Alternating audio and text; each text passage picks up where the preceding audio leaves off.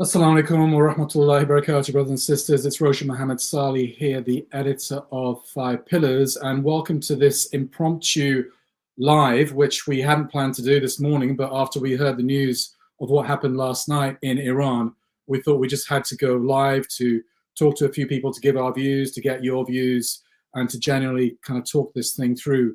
So, brothers and sisters, before I kind of start getting the guests on, I'm just going to briefly update you on the latest news. So the momentous news and the historic news is that Israel has finally struck Iran in a massive way in an attempt to completely destroy Iran's nuclear program. They've been talking about it for years, decades even. There's been diplomacy back and forth, threats, rhetoric. It finally happened last night. Iran specifically struck nuclear sites, several nuclear sites. They killed several Iranian military leaders. They killed at least 6 senior Iranian nuclear scientists, and the strikes are ongoing as we speak and could last several days or perhaps even weeks. Iran has vowed a crushing response. It sent some drones over this morning, about 100 of them. They were all shot down. So clearly that isn't the crushing response, but let's see if the crushing response is yet to come. Donald Trump, meanwhile, has released a statement calling the Israeli strikes excellent, urging Iran to make a deal, saying that worse is yet to come for Iran. So there seems to be quite a level of coordination there between Israel and the US. Let's have a look at some slides just to kind of give you a visual idea of what's happened, brothers and sisters. So that's a map of Iran, and that shows where Israel struck last night. Tehran, Isfahan, Natanz, which is the main Iranian nuclear site in the country.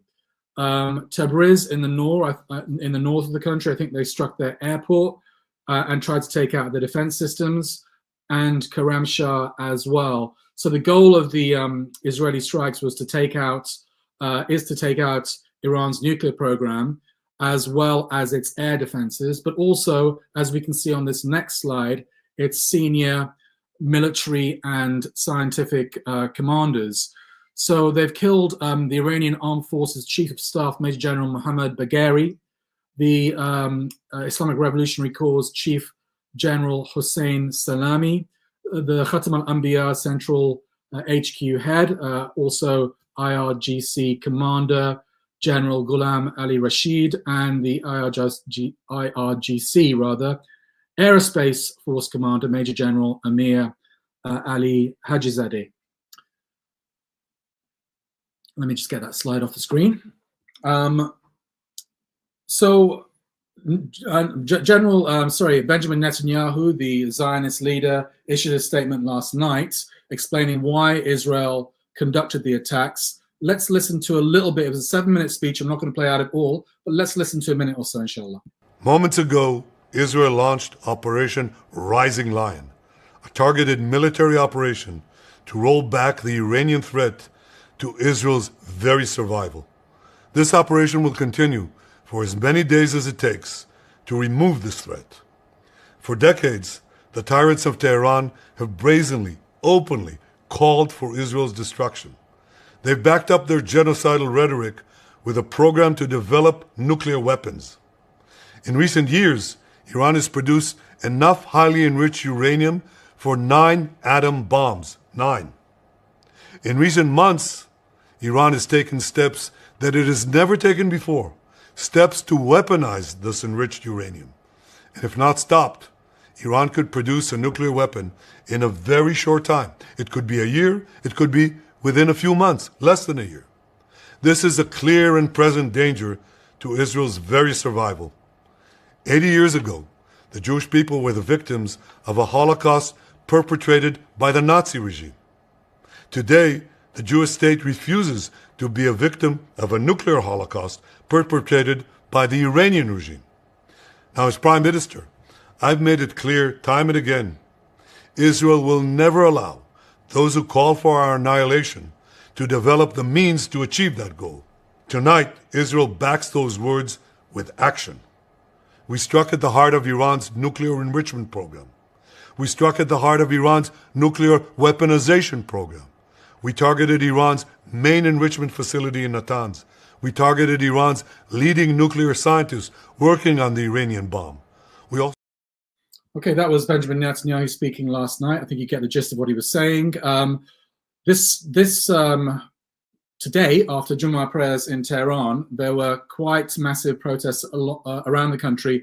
Let's have a look at some footage of those.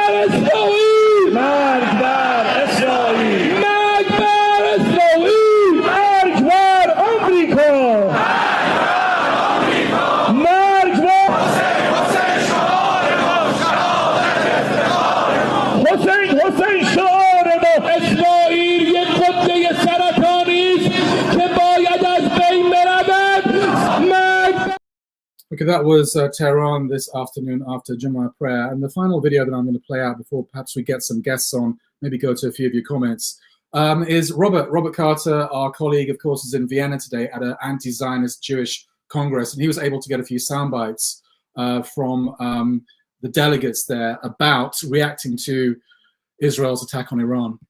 Israel has attacked Iran now. Iran will surely respond. Escalation is the word of the day. What's your reaction?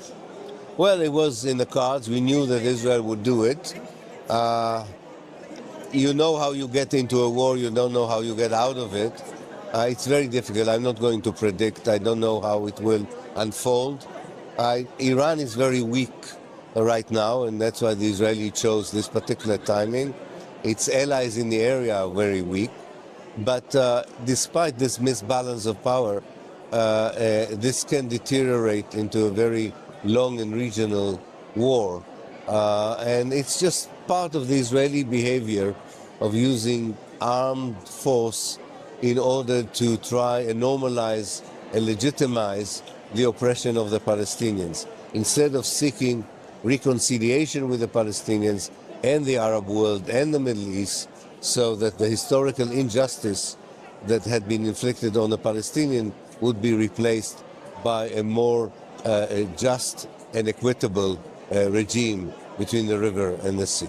Well, I think apart from the noises from leaders elsewhere, I think people, real people, in the streets, in their homes, in their underground trains, in their workplaces, are shocked and disgusted about this, like we are. But we knew it's coming. We knew that Israel is about death and destruction, and it's not going to end in Palestine, and it's not going to end in the Middle East. It is the danger that can engulf the world. This could start a nuclear world war. Israel couldn't care less, but the rest of us should, and we should put an end to Israel and Zionism in the way that we did to South Africa under apartheid. Well, I'm so disappointed by the neighboring countries, and I'm so disappointed with 57 Muslim countries and 56 of them in the United Nations, and we have 22 Arab countries, and still they are afraid of one entity destroying the Middle East and not standing against it, which with seconds they could stop it. Okay, so that was Robert Carter interviewing some anti-Zionist Jewish activists as well as a Palestinian lady in Vienna today. Let me get Robert on without further ado. Actually, brothers, before I do that, before I get Robert and Dilly on, they're both patiently waiting in the background. We have about 750 plus people watching on all platforms. That's YouTube, Facebook, and Twitter. So alhamdulillah, it's a decent number, brothers and sisters, but please do kind of share this live feed around. If you've got, WhatsApp, I'm sure you've got WhatsApp, Telegram, spam your friends, spam your family, share the link, inshallah, and let's get more people watching. Okay, Robert, inshallah, and Dilly. Assalamu alaikum, brothers. Wa alaikum assalam. Roshan, how you doing? Yes, fine. It's been a very, very busy day. It's always busy at Five Pillars, but today's been very, very busy indeed. Robert, there, you're in your hotel, right, in Vienna? Okay. Yes, I'm not on You're in holiday. Vienna, first of all? I'm not on a holiday. I'm actually here doing some work, but my story's been totally overshadowed by what's been going on. So you will see more reporting from it. It's an anti-Zionist Congress event that's taking place here in Vienna, quite a historic event. But by all means, our focus now is on what's going on in the Middle East. Yeah, and how are you doing? I'm going to ask you your opinion on what's happened, Robert, maybe first, but let me just say salams to Dilly. You're looking very tanned there, Dilly. You've been out on sunbed, or I've been out with the little girls in the garden to get some vital vitamin D. I reckon, Robert. I mean, for me, I'll say my piece later on, but very briefly, it seems to me like Iran don't have many options. You know, they're in trouble here. What's your opinion, Robert? I think that the game plan on how the Middle East is completely changed. It's a different game now. It's moved from chess to checkers, or however you want to describe it. And I don't think Iran has adapted to face the new situation well at all. I think that all of the former red lines, all of the deterrents that have existed previously have been broken. And I think that Israel, very emboldened by the support that it's continuing to get from the West, is now going harder.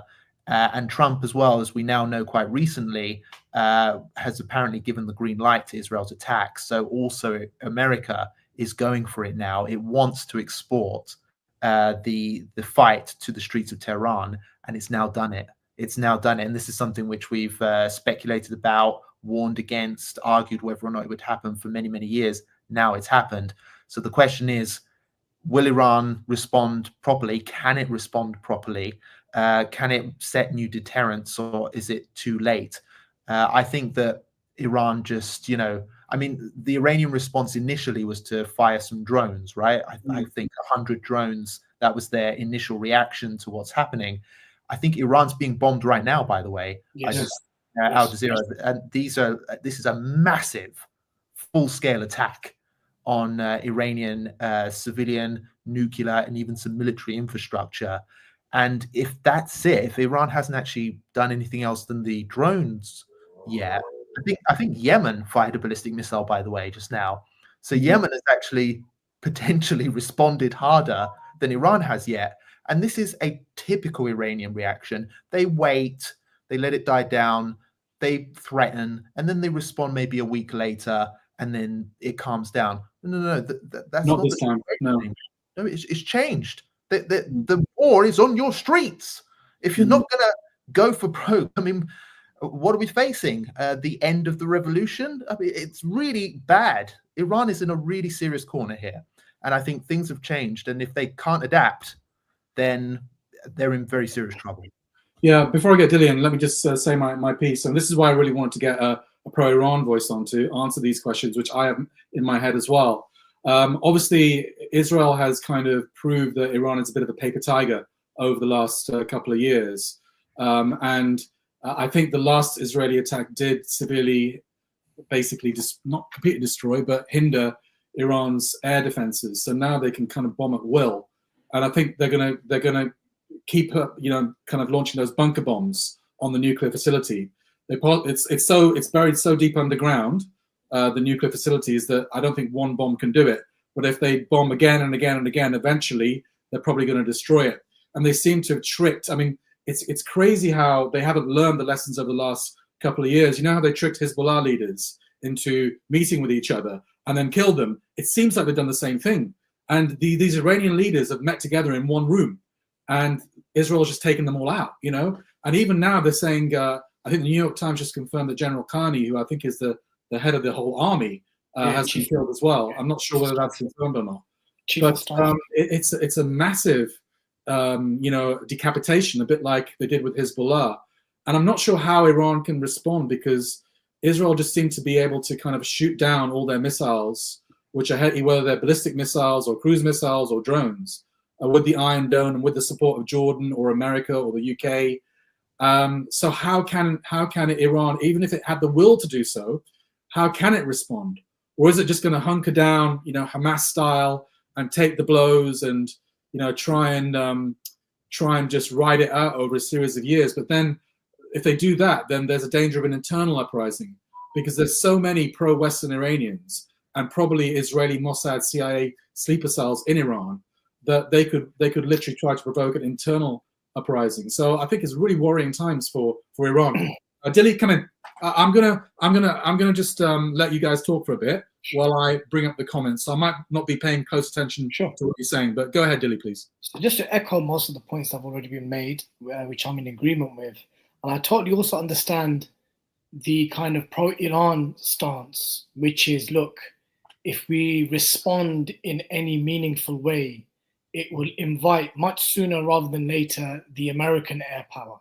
For now, perhaps we can deal with a 2-week or a 10-day onslaught from Israel, which they said is going to be for 2 weeks. But I would say this much. Iran, for whatever reason, has clearly not understood and taken lessons from the events of the last 20 months, at which Israel, without impunity, without accountability, can just take out entire leaderships of axis of resistance leaders and Iranian military targets. Iran, whether it wants to defend itself and respond or not, the current leadership, for besides any other reason except for its own survival, its own preservation, its own credibility domestically, and for its own legitimacy regionally, has to respond. Also, those 100 drones, most of which were intercepted, we know that's not the best Iran can respond with. Iran can respond with a lot more and keep the payload in those ballistic missiles. The fact of the matter is that if Iran doesn't move and doesn't defend itself and adapt to what's happening, then we're literally looking at potentially the end, the official ending of the axis of resistance and its core base and its leadership in Iran. We also have to look at the fact that how many leaders have been killed in the last 18 months? From the Hamas leadership, Ismail Haniyeh, Raisi, I know that's suspicious circumstances, various Iranian Revolutionary Guard senior leadership, Hassan Nasrallah. You'd be stupid to now think that the Iranian leadership isn't compromised at some level now. Oh, completely infiltrated. Completely. Like anyone who still believes that the Iranian existing leadership, the current leadership, isn't infiltrated and isn't compromised at a very high level, then quite frankly, maybe you need to give geopolitics a rest. Another point I want to add is that what we're seeing unfold in the region is ultimately Donald Trump's vision in partnership with the GCC and Israel of a new Middle East. A new Middle East, which in his administration's perspective is America first, but it is what they're trying to present it to the region and the world is a modernized, progressive, tech industry-based Middle East, a Riviera-esque region. And as part of this new Middle East, what I felt and what I've observed is that perhaps nations like Saudi Arabia and Qatar were basically trying to buy Iran more time, right? From the perspective that they could be a broker without a full-on invasion and regime change in Iran. But who and what would be the sacrificial lambs for this? To prevent a full-on invasion and a fully dedicated effort to remove Ayatollah Khamenei and the current existing leadership. Who would they have had to give up? Who would have been the sacrificial lambs? Do they believe that by not responding to Israel that they would be preventing regime change? I don't know. But what I do know is this. It was Iraq yesterday. It's Iran today. It can be anyone in the region tomorrow. So based on that reality and based on the fact that Iran's proxies or allies or whatever you want to call them in Iraq, they no longer exist in Syria. Hezbollah have said that they will not be launching any strikes against Israel, given that those who Iran has traditionally leaned on as a defense and a source of counterattack, they're not there. So that means that pressure is becoming increasingly apparent that Iran has to do something. If you're not going to do it for anything else, surely you would respond to at least keep your constituency at home, at bay, because the Iranians, from what I understand, many of them want to see a response. Oh yeah, they want to see a response, especially the hardliners who are very pro Ayatollah Khamenei and the Islamic Revolutionary government. They want to see a response, and there's only so much that their supporters and cheerleaders can defend it on a PR level, online and on the media. So this whole thing about strategic patience, trying to absorb these attacks until they're back on the negotiating table with the US. No, that's another thing I want to also address. There's a prevailing misunderstanding that somehow the Israel and the Israeli lobby have the entire American political establishment in their pockets. This is a very unintelligent and low IQ take. Make no mistake, the attacks that Israel has launched in the last 24 hours was given the green light by the Trump administration. Even if Rubio and others have said, tried, creating some level of distance between what's taken place in the last 24 hours, the fact of the matter is, Israel is not trying to sabotage the negotiations and the discussion that was supposed to happen imminently in the next days or couple of weeks. What they're actually doing is that they're conditioning and weakening Iran for those negotiations. Now the question really is, and this is, is are we looking at potentially regime change? Are we looking at Iran being able to sustain and absorb the current wave of attacks that Israel has said will last for at least 2 weeks? So I think Iran needs to make a move. It needs to make a move soon for its own survival. And when I say Iran needs to make a move, I'm talking specifically here about the current leadership and the government. They need to make a move. If they don't make a move, then why should Israel stop? The whole point of deterrence is that you do something to stop your enemies becoming emboldened and carrying out attacks like the way they have been. And we have to accept at this point, viewers, listeners, brothers, anti-Iran, pro-Iran, whatever camp you were in, that clearly the Iranian leadership at a very high level has been infiltrated and is compromised. And you have to look at how clinically and they were able to take out senior leadership, but still insist on decimating Gaza. When Israel wants to do clinical precision assassination and attacks, they can and they will. Who's given up these locations? Why are they still gathering and congregating in the way that they have been? There's all of this to unpack and discuss. Yeah. Before I let Robert back in, just answer a few of those points maybe, or make a few comments. I mean, I've been to Iran twice, and obviously I kind of know the country a little bit, and have known Iranians all my life, and the sense that I get is that there are a lot of traitors in Iran, and you don't always know who those traitors are, and they're quite open as a people as well. They'll let people in, and we've seen journalists go there and being heralded by the regime, and later they've turned out to be Mossad agents. Yeah. And they're very easy to infiltrate, I think. And there are a lot of Iranians who just have that Western mindset, and they want Tehran to be like Paris or London or New York. Ideologically, they don't want it to be an Islamic capital. They're either cultural Muslims or they're atheists and hardcore atheists. Now that is a significant segment of the population, not by no means the majority. I actually believe the majority are, believing and practicing Shia Muslims. But that's the biggest chunk, I think. And they're the ones that tend to support the government. But there's a huge minority, a very high majority of people that either, oppose the government or hate it, or literally would want to ride in there on the back of an American tank. So obviously Mossad and the CIA and MI6 have used their assets within Iran. And I think the actual drones that were used to take out the Iranian defenses did not fly over, Syrian airspace or Iraqi airspace. Iran. They were shot from inside. They were launched from inside Iran by Mossad agents. I think their best revenge actually would be to get a bomb, to get a nuclear bomb. I've always said that Iran should get a nuclear bomb. And the history behind this is that Ayatollah Khamenei gave a fatwa saying that it was actually haram to have a nuclear bomb because it's haram to kill people by fire. That's what he said. Now, the thinking was, behind the scenes, that this was kind of a fatwa of convenience, perhaps, and it could be changed according to the circumstances. I've always felt that Iran should get a nuclear bomb, not to use it against anybody, because if they use it against Israel, they're actually going to kill all the Palestinians, aren't they? Yeah. That's you can't localize a nuclear bomb. It's as a deterrent, so that they can't be attacked themselves. Like we've learned from the Libyan example, Colonel Gaddafi gave up his nuclear program.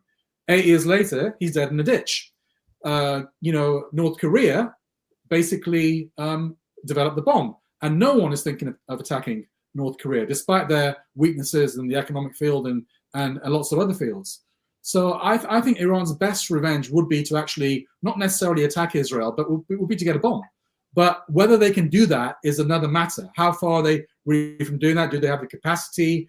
Is Israel going to take out all their facilities in the next couple of weeks? Those are the questions running through my head. Let me bring Robert back in. Or Dilly, do you want a quick response before Robert goes? Look, if Israel can have nuclear weapons, every single Muslim majority country should have a nuclear weapon. Israel is a reason for every Muslim country to have nuclear weapons.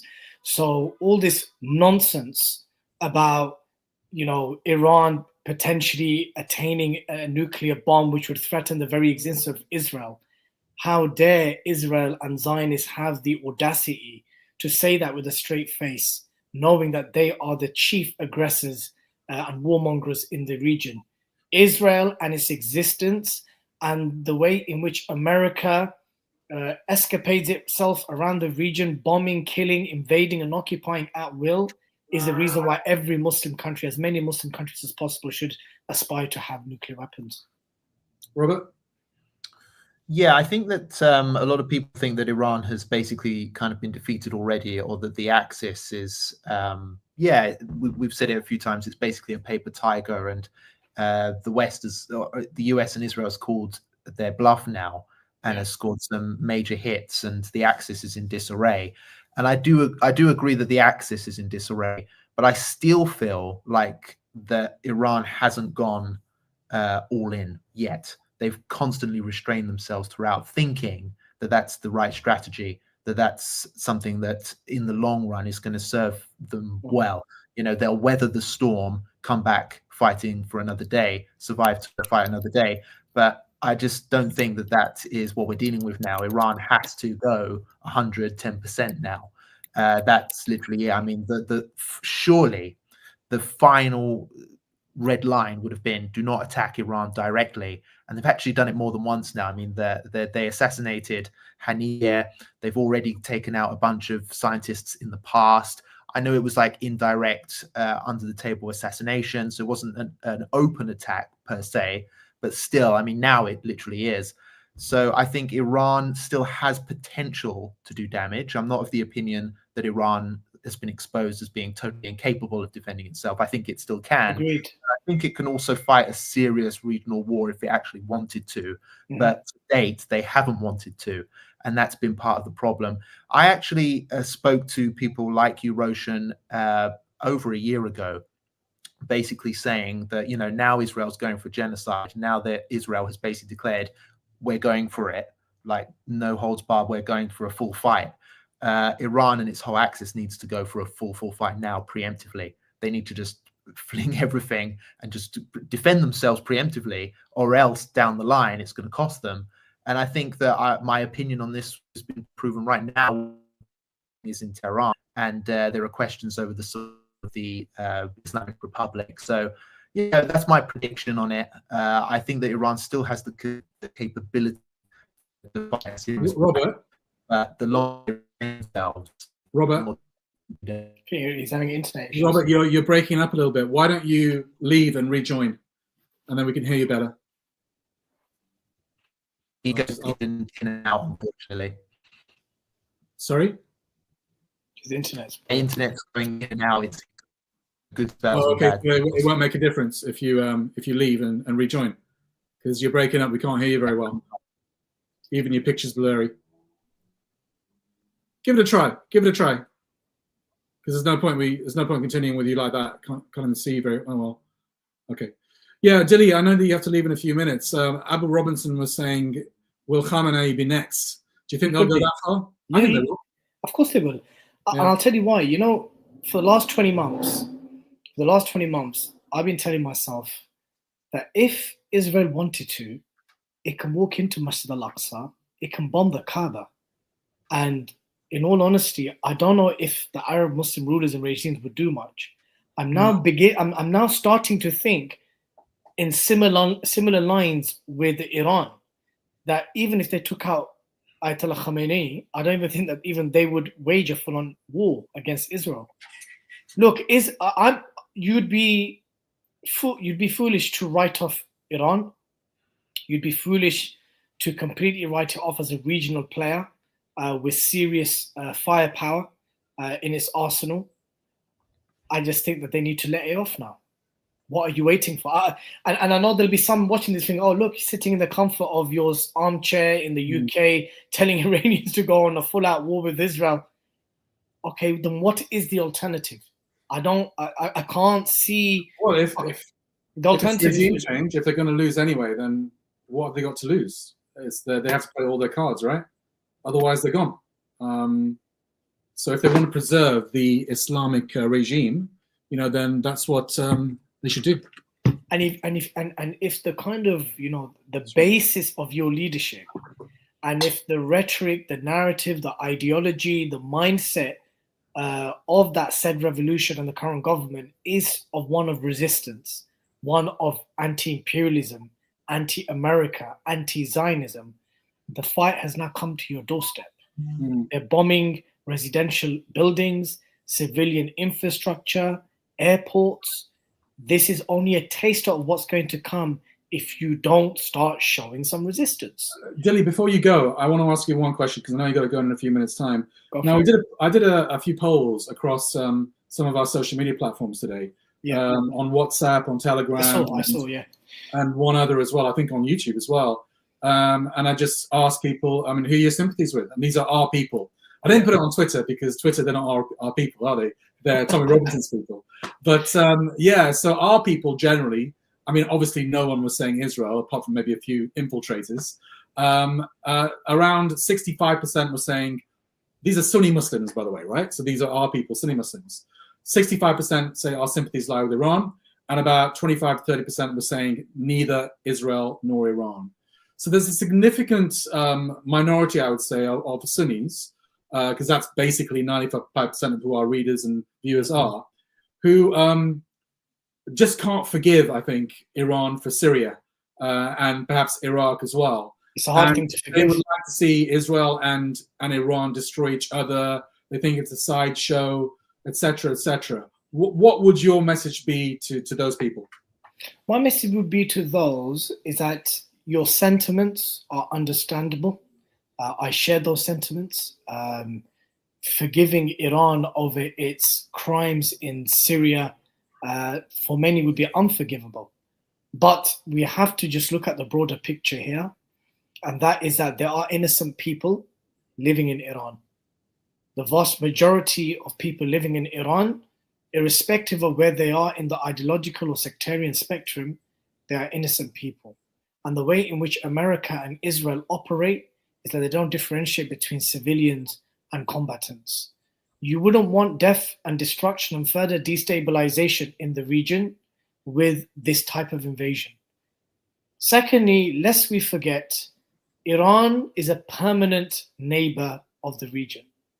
Iran and Persians are not going anywhere. They've been there for 1400 years. Things can be resolved, overcome eventually with permanent neighbors. Israel and the Zionist entity is a blip, inshallah, in the history books. It's here today. Inshallah, it'll be gone tomorrow. So what I would say to those is, first and foremost, be on the side of justice and let not your oppressors be your teachers. So if Iran has done all those many things that they have absolutely done, in Syria and in Iraq, that doesn't mean that they are our teachers in that regard. I say this to my Sunni brothers and sisters. They are not our teachers. And that we have to side on the side of justice. And Israel, in this regard, is a military aggressor who is seeking to further weaken and destabilize the Muslim majority world. And as I already mentioned, it was Iraq yesterday, it's Iran today, it can be Egypt, Jordan, Turkey tomorrow. Iran is not going anywhere. We're going to have to, the Sunni Arab Muslim world and the Ummah has to find a way and will find a way to survive and coexist with Iran, like it historically always has, with the Shia minority within the Ummah. So that's what I would say. That's what I would say. I don't think anyone should be applauding. I appreciate those who are taking a neutral stance. I appreciate those who are sitting on the fence. I appreciate those who want to attack Iran and gleefully rejoice, but they're choosing not to. I appreciate those stances. What I don't understand, and I find it's a bit unsavory and lacks decorum, is those who are rejoicing at the bombing of Iran, right? That doesn't make sense because you're just looking at it from that prism, just from that lens, right? Well, there were some people that I was seeing online. They were saying that, who cares about Iran? Let Israel destroy Iran because ultimately Iran's not going to liberate Palestine. It's the Sunnis who are going to liberate Palestine. Just a final word responding to that before you go, Gilly. So I agree with that. I do not believe that axis of resistance, well, we know that for sure now, or Iran or any Shia movement or group will liberate Al-Aqsa and Jerusalem. That will be, as it always has been, from the majority of Ahl Sunnah wal Jama'ah. But that doesn't necessarily mean that for that to happen, you will require the entire decimation of Iran. I can't see that. I understand what people are saying in the sense that, Iran has, because there's this theory, isn't it, that and that theory may have some weight, it may not, depends where you stand yourself politically, is that Iran hasn't really ever fought Israel directly. It hasn't killed a single Israeli soldier. Directly, no. Yeah, directly. They're always kind of playing this game, this facade of Al-Quds and Palestine and Zionism and death to America and all of this. But in all this time, they benefited from the invasion of Iraq, they benefited from the invasion of Afghanistan, and so forth.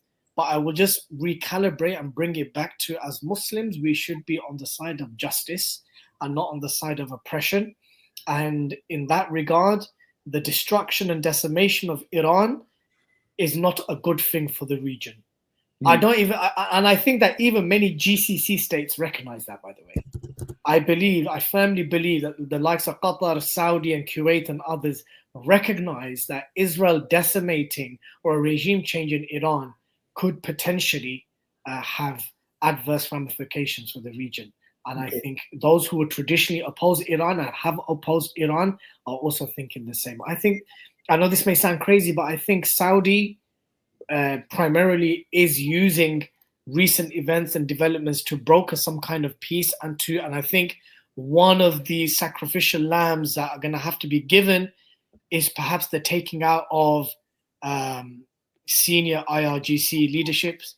And I think that the kind of entire castration and abandonment of the axis of resistance is one of the conditions or prerequisites for regime change not to take place in Iran.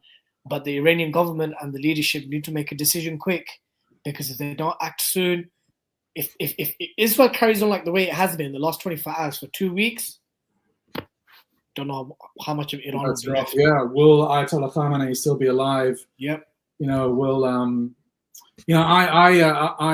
must admit I got this one wrong when Robert and I were having a Muslims Uncensored discussion, and he was saying that Raisi was assassinated. And I was saying, no, it wasn't like that. But now I think he was assassinated by Israel. The way they took out Hassan Nasrallah and all the senior Hezbollah leaders with ease makes me think that they could get to Ayatollah Khamenei anytime they choose, really. I think they're just taking a decision not to kill him simply because he's the head of the state. It's the ultimate escalatory measure, isn't it? For sure. And for whatever reason, they decided not to do it yet. But could we see that in the next 2 weeks? So anyway, I've got so much more to say, Dilly, but I think I'll let you go. Sure. And have a good one. Any final words, or you said it all? No, I think that's it really. I think, you know, there's all these prevailing arguments and theories and analysis, and that's exactly what analysis is, right? Analysis is a kind of meaningful, kind of objective prediction, guesstimation about what's going to happen. But there's certain theories I just don't buy. I don't buy this. Not we buy in too much. It's too much conspiracy. I like a good conspiracy, but there's got to be facts to back it up, not just wild speculation.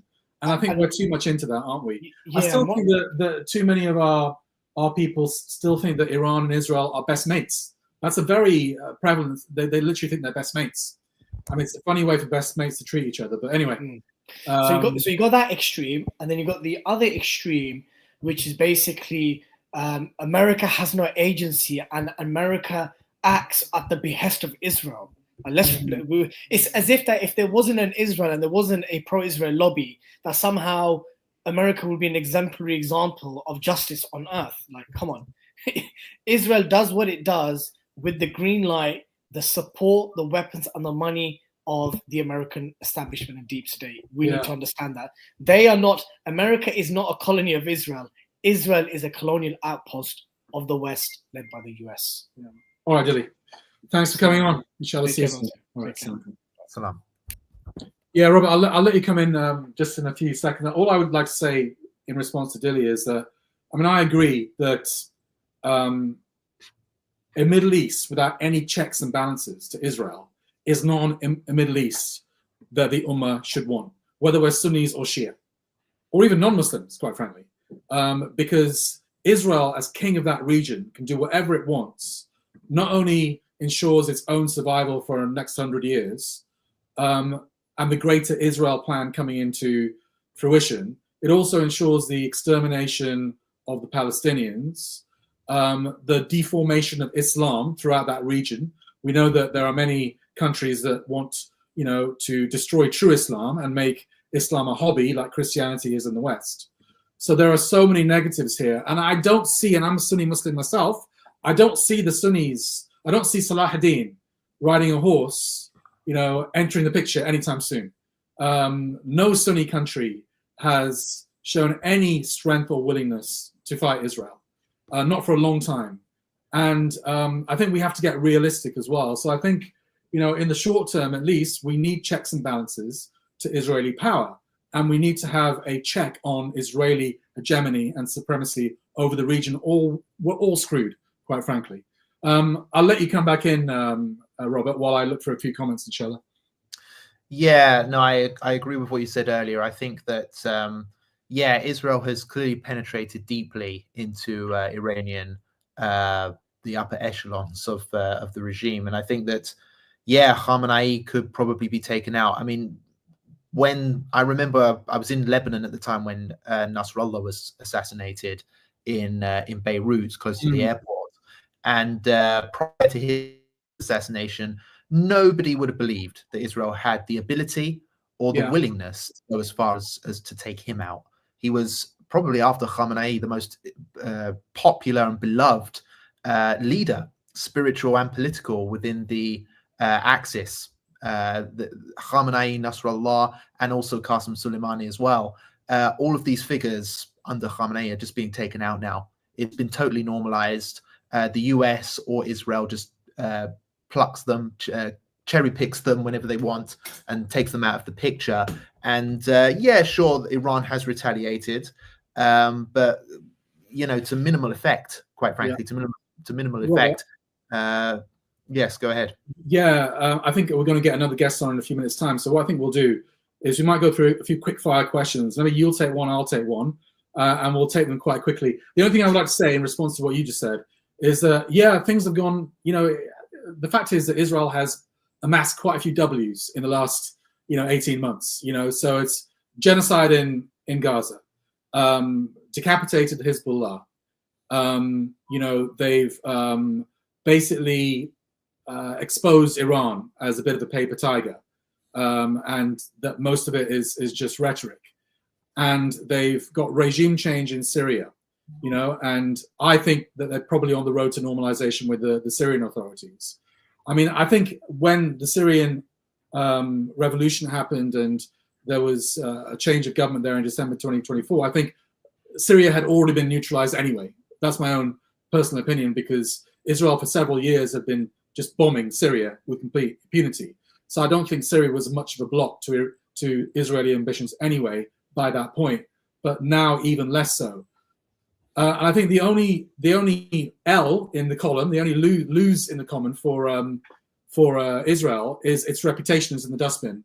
And it's been completely exposed as a genocidal, racist, baby-killing, murdering, sadistic state with, you know, complete weirdos as leaders and psychopaths as leaders, and even the population to a large extent as well. And we can only hope that long term that does have some ramifications for Israel itself. Okay, what will Iran do? Do you want to take that one quickly? To be honest with you, I'm not really sure. They will retaliate. They have to. They may. I mean, surrender is the only other option they really have. How will they retaliate is the big question. Obviously, I think there will be a massive missile barrage fired at Israel. I think that this fight will go on for multiple days, more than a week, possibly. Who knows? This could be a big, long fight. But what I can tell you is what I think Iran should do. That's probably something I can give you a bit more info on. Iran has options. Iran has options. It can escalate. It can cause serious problems for the West and for Israel. And it's not just firing loads and loads of missiles. It can shut down the Strait of Hormuz, which the global economy is heavily reliant on. A lot of the world's oil goes through there. A tremendous amount, I think like 50% of the world's oil at least goes through there, if not more, as well as other important materials. So that could easily be shut down by Iran, not permanently, I don't think, but at massive expense for the global economy. So they could really bring things down and just start destroying the ground of the global economy in response. So that is an option, a pretty powerful one as well. They could obviously go for it and try and build a nuke. And quite frankly, I think that there are options now faced with the direct threats and attacks that they are facing, and the fact that Trump is trying to bully them, essentially threatening them with massive war if you don't sign a deal right now, the deal that I want you to sign. Iran either has to go for that option eventually, or I think go for the nuke. Can they do it though? Because obviously Israel's targeting their nuclear infrastructure is a question. I suspect they probably could do. They could probably get something, even if it's something, very crude bomb of some sort, even if it's carried by some soldier on his back and just sort of run around. As long as they can build something which they could say, we have a nuclear deterrent, that might be enough to lay off regime change. But I think that Iran really has to start thinking out the box now, and it can't be principled. These principles of no, we can't have nuclear deterrent, we don't believe in it. Well, I'm sorry, but if you don't believe in having a proper deterrent, then the option is either surrender or be destroyed. I don't want to see, frankly, Roshan, I've been to Beirut, we're seeing what's going on in Gaza on our social media screens. I don't want to see that in Iran. I don't want to see Iranian babies added to the pile of dead bodies. I don't want to see innocent civilians. I don't want it to be normalized that Iranians get to be mass murdered and genocided whenever Israel feels like, like sucking some more life out of humanity. I don't want to see that. And so Iran's leadership has a responsibility to not normalize the slaughter of Iranians. And the Arabs have failed. They failed to protect their own children, their own blood, to their shame. And the Iranians have to do whatever it takes to stop that from happening to them as well. That was your quick-fire response, was it, Robert? That was your 5-minute quick-fire response. Oh, I forget. They're quick questions. Yeah, sorry.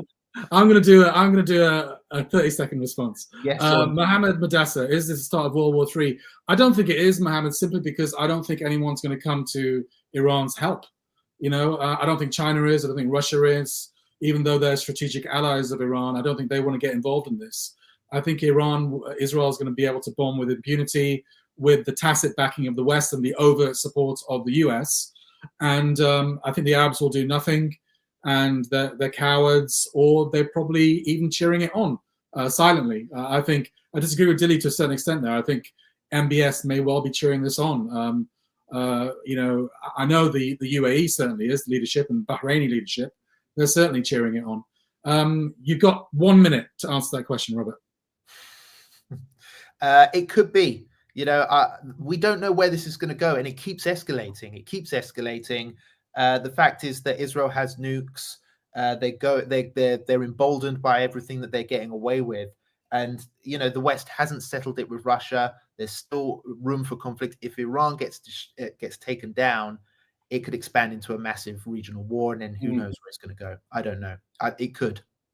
The reason why I put this comment on trusting Allah's plan is because I was listening to a khutbah today at Jummah, and the Imam was saying that Allah gives the mulk, the dominion, to whoever, and Allah ultimately is the source of all good in the world and all evil in the world. He is the source of everything, Azza wa Jal.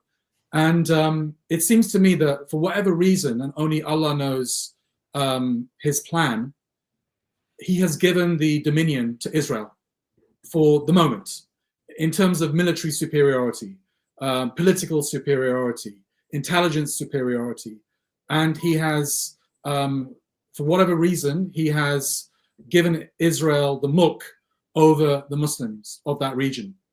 And the lesson from today's khutbah was, we just have to trust in Allah's plan. We just have to trust in Allah's plan. We can't understand it. The Imam was talking about the story of Musa and Khidr, where Prophet Musa alayhi salam didn't understand why Khidr was doing these actions in Surah Al-Kahf, but ultimately it turned out that it was for the best, and there was a wisdom behind Khidr's actions. And it's the same with Allah. We can't necessarily understand Allah's plan, but for whatever reason, maybe it's because of us, maybe because we're not good Muslims, we're faulty Muslims, we're not following Allah's laws. Maybe that's it. And for some reason, He has put these evil satanic demons in charge over us, and allowed them to kill our women and children and innocent men, and humiliate us in this way. I don't know what your thoughts are, Robert. Sorry. Yes. No, I totally agree with you. Yeah. Obviously, we live in a very bad time, and the only thing that keeps me going, keeps the Palestinians going, keeps anyone going, really, is that this is a temporary existence. Allah is the most powerful entity, and obviously we put our trust in Allah. And this life is not supposed to be easy. It's not supposed to be a nice ride. And I think that it's been predicted, right, that we're going to go through harsh times before this life ends. The Muslims are going to be tested to their limits. So this is meant to be, and obviously this is an opportunity for us to try and prove that we are loyal to Islam, in whatever way that we can. I just want to quickly update you guys. There seems to be a lot of footage on social media showing around. Iran's air defense is being put into overdrive. There's a massive attack underway. Areas around Tehran are being targeted. There's a lot of footage of Iranian air defense in action. So despite what it appears and what Western media are talking about, Iran is actually fighting. It's defending itself. It's defending its airspace. But Israel is landing a lot of major blows. Possibly, this is speculation, unconfirmed, possibly an Israeli jet has been taken down. There's also footage suggesting that an Israeli pilot may have parachuted out of the destroyed jet and may have landed in Iranian territory. If that's true, that could mean that Iran has a hostage or a prisoner of war, whatever you want to call it. But that's unconfirmed at this stage, but it is circulating and doing the rounds. But certainly footage of Iranian air defense in action. And we have yet to see a serious Iranian response to this. Could happen tonight. So I think I didn't sleep last night, Roshan. I was up all night. I caught the news. Were you the one posting all the stuff on? Yeah. Thanks for doing that. I thought it was Dilly, perhaps. Honestly, I was exhausted. Got here really late. Checked in late. Should have gone straight to bed. Something kept me up. And just as I was about to settle down, I saw breaking news. All hell's breaking loose. Israel's attacked Iran. Didn't sleep a wink, maybe got an hour or two before going to this Congress. I don't think I'm going to get another night's sleep. I think Iran's retaliation may come tonight. It should come tonight. I'd be very surprised if it didn't. And certainly Israel is attacking Iran right now. So even Israel's attacks are continuing possibly throughout the night. So this is going to go on for a long time. I don't think this is going to be a quick round of tit for tat. This could be a full-blown beginning of what will turn into a regional war. Who knows? It really depends. It's hard to keep my answers short, Roshan, but there's a lot happening, and it's actually happening right now. So everyone needs to keep an eye on social media, keep an eye on the news, but also watch out for fake news as well. I've seen a lot of fake old footage from other conflicts sharing around. So be careful of fake information as well, guys. Yeah, someone previously asked, will there be a nuclear war? Well, only if Iran makes a nuclear bomb. Israel I have no idea whether we can do that anymore. Let me just, I know we're obviously talking about Iran a lot, but let's talk about Israel a little bit. Israel is a nasty, evil regime. Okay, it's racist, it's supremacist, it's fascistic in many ways. This is a regime it's down for genocide. It's down for killing kids. It breaks every single human rights law that exists. There is no law that Israel is not willing to break. There is no human right that Israel is not willing to totally demolish in order to serve its agenda. It has no value on human life. It has no love for humanity. This is a wicked, evil regime, and they have nukes. They have the nuclear bomb. Israel would definitely use it in certain circumstances. I have no doubt about that. Would Israel nuclear strike Iran? Definitely, in certain circumstances. Definitely, I fear that. Netanyahu was always probably not, but they would do it in certain circumstances. They would do it. They would do it. This is a regime that would use nuclear weapons for sure. For sure. Netanyahu always talks about how Iran is a rogue regime and a psychopathic regime and threat to world peace.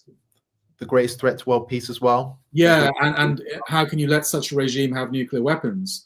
Well, I mean, as far as I'm concerned, I mean, we have clear proof that Israel is a psychopathic regime that is willing to commit genocide. We don't have that proof when it comes to Iran. Okay, we can argue about Iran's proxy wars in Syria and Iraq and elsewhere, but in terms of directly exterminating perhaps hundreds of thousands of people, we don't have that proof that Iran is willing to do that. Whereas we have that direct proof from Israel. So why should it's an absolutely horrific and scary thought that this is a regime that has perhaps up to 90 or more nuclear warheads. And you're right, I think they would definitely use it against Iran, and they would have no problem killing millions of people, and they would justify it somehow. And ultimately, I think the West would say, oh, what a horrible thing, but it had to be done. Something like that. Great Israel Project from our friend Dr. Asif in Sheffield. Yeah, we are seeing it play out, aren't we, Robert? Yeah, they want it. They absolutely want it. I don't know where this is going to go. I think normalization in a way, is like a Greater Israel Project, isn't it? They might not directly be settling on that territory right now, but like we've seen, for example, like Saudi flirting with normalization, and we're now seeing like Israeli journalists appearing in Medina, and they're talking about like Jewish tribes will return to the area and weird stuff like that. We're seeing obviously Louis Theroux's documentary for the BBC. They're planning to settle in Gaza, and they're already preparing for it. We also know that they want to destroy Al-Aqsa and rebuild some temple there, which they can't even find the original ruins for. They build tunnels under the complex because they expect to find some kind of existence of an ancient civilization that they lay claim to, and they haven't. But they want to build this new temple.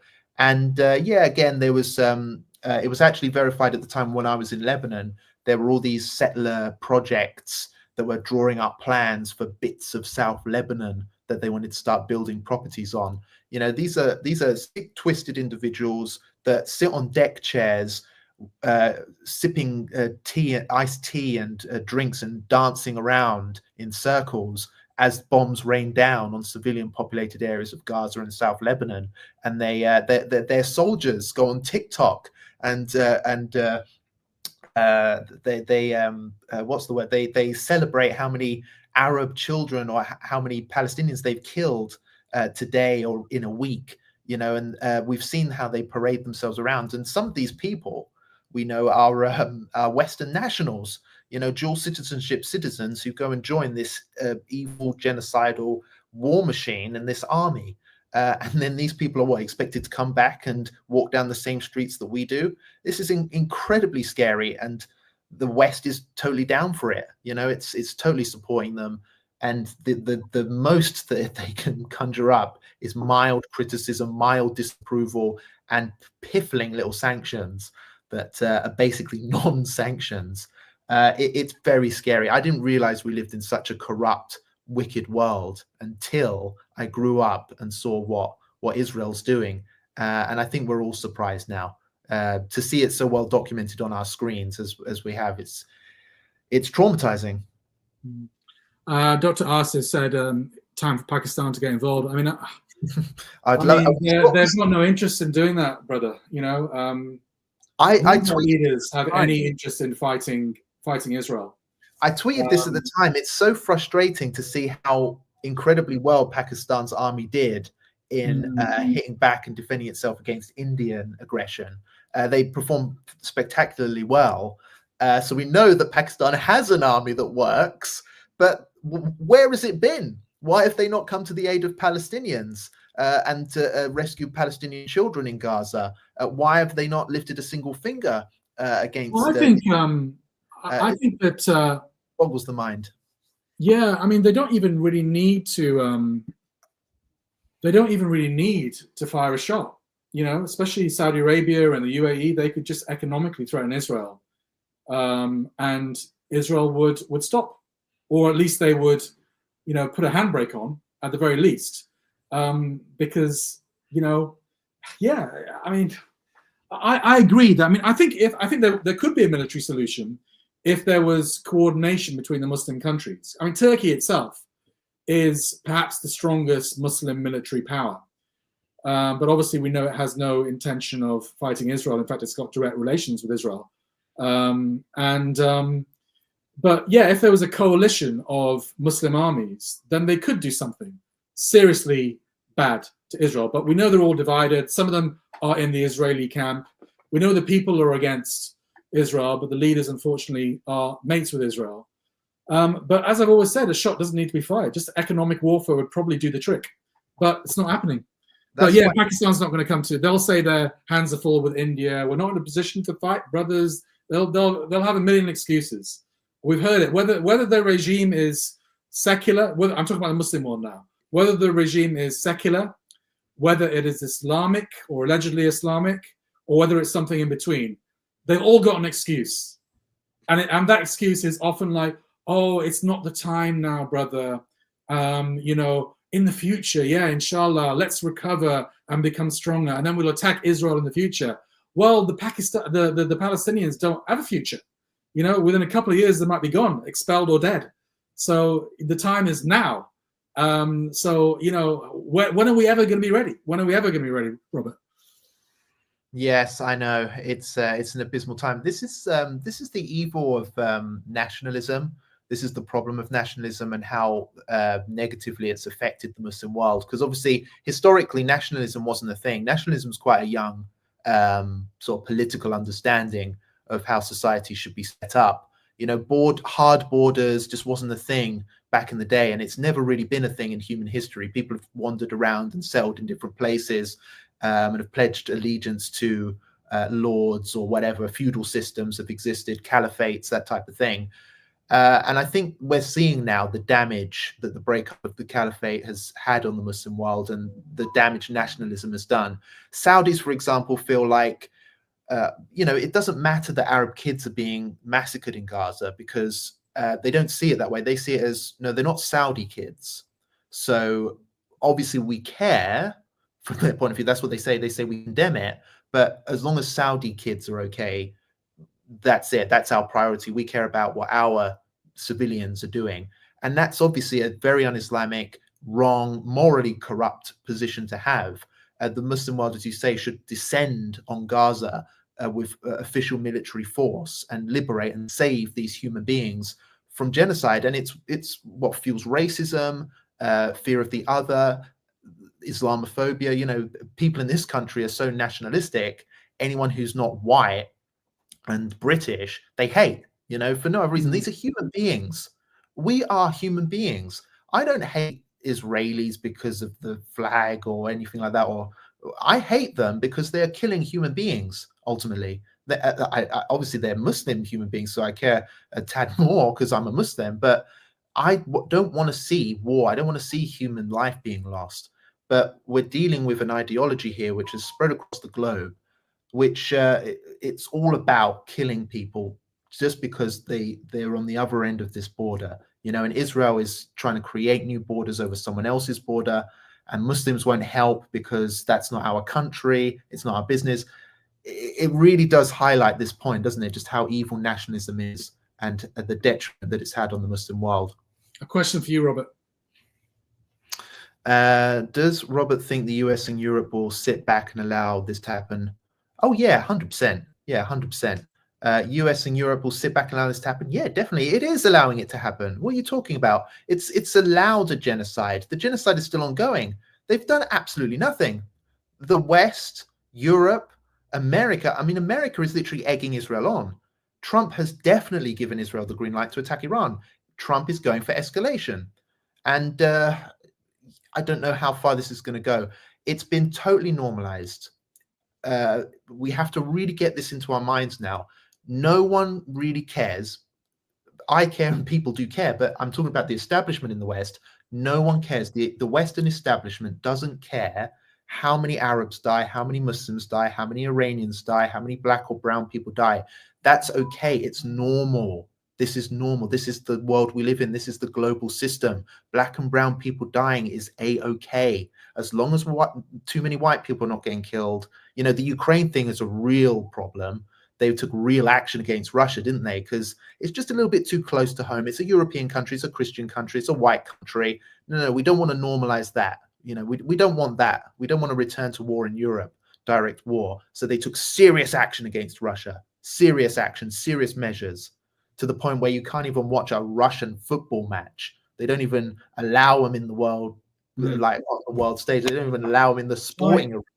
Do you know what I mean? But a genocide in Gaza, it is absolutely fine. That's the world we live in. I'll just read out some breaking news or some of the latest. We're having a bit of a rubbish day today in terms of guests, because we had two guests lined up and neither of them have showed. They've got bad connections. We might get a guest in about 20 minutes. So let's continue going for about 20 minutes. And if the guest doesn't turn up, then inshallah, we'll just call it a day. But in the meantime, let me read you some breaking news, inshallah. Just get it up on my phone. So this is just in the last few minutes. Missiles have been launched by Iran into Israel. And that's what the Israeli military is saying, that Iran's launched missiles a short while ago towards Israel. Its defense systems are working to stop the threat.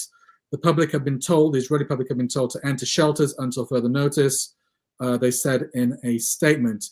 Israel's also said it's destroyed nuclear infrastructure in Isfahan. I think that's the Natanz base in Isfahan.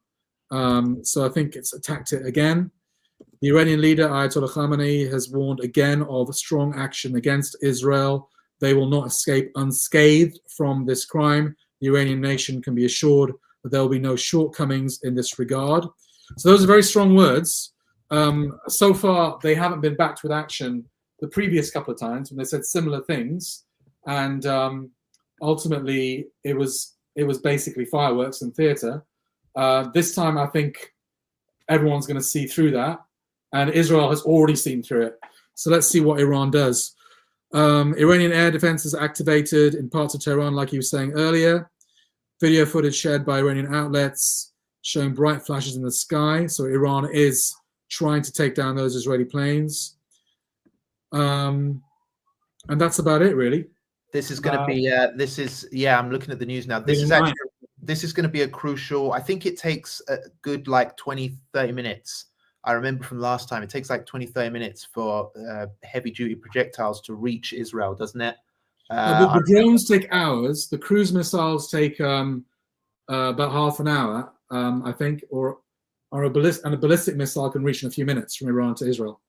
Yeah, so hypersonic ballistic missiles take minutes. So I think the next half an hour is going to be really crucial. We're going to see the size of this retaliation. Israel is still attacking Iran right now and has attacked Iran in sort of several waves. So if Iran only responds in one wave, that doesn't seem right to me. So I think that we're starting to see what could be days, waves of Iranian response. Is according to one post I saw, Israel has threatened Iran that if it now attacks after Israel has attacked its nuclear infrastructure, that they will expand their targets. They'll start targeting, for example, oil infrastructure and energy and other types of energy infrastructure in Iran. That could mean that they attack ports. That could mean that they attack targets which may be closer associated to civilian infrastructure. So we may start seeing the death toll ratchet up. I'm actually going to log in and try and find a death count, because I actually saw on AA, a site which we have access to, that over 100 people have been killed in one of the waves in Iran. There's a lot of casualties. It's not being reported. I haven't seen. There aren't a lot of headlines. I think obviously they're firing at residential buildings in Tehran, trying to kill the commanders. And as we know from Gaza, they don't mind kind of killing bystanders as well. So they're aiming at the commanders, but they take out the family members, including the women and children. They probably take out the neighboring apartments, etc., etc. So it wouldn't surprise me if hundreds haven't been killed already. I mean, the nuclear plants themselves, I guess, they're not residential areas, right? So maybe not so many civilians killed there. But if you're going to hit cities, then you're going to kill lots of people. Yeah, absolutely. So, I'll see if I can try and find a final death count. But yeah, Tom is saying that missiles are falling on Tel Aviv. I don't know whether that's true or not. Whether you can confirm that, Robert, as I'm maybe talking and going through some comments. According to apparently at least 100 ballistic missiles have been launched from Iran to Israel. I'm seeing a lot of footage of an Israeli pilot who was apparently parachuted out after his aircraft was hit. That's confirmed. It's not officially confirmed, but there is a lot of footage circulating around. Israeli military says yes. Identified missiles recently launched towards the country. Tel Aviv, there is smoke rising in Tel Aviv on Sky News. So it appears as if Iranian missiles are hitting. It looks like it's completely kicking off now. It's completely kicking off. So sorry, I just got Al Jazeera on now.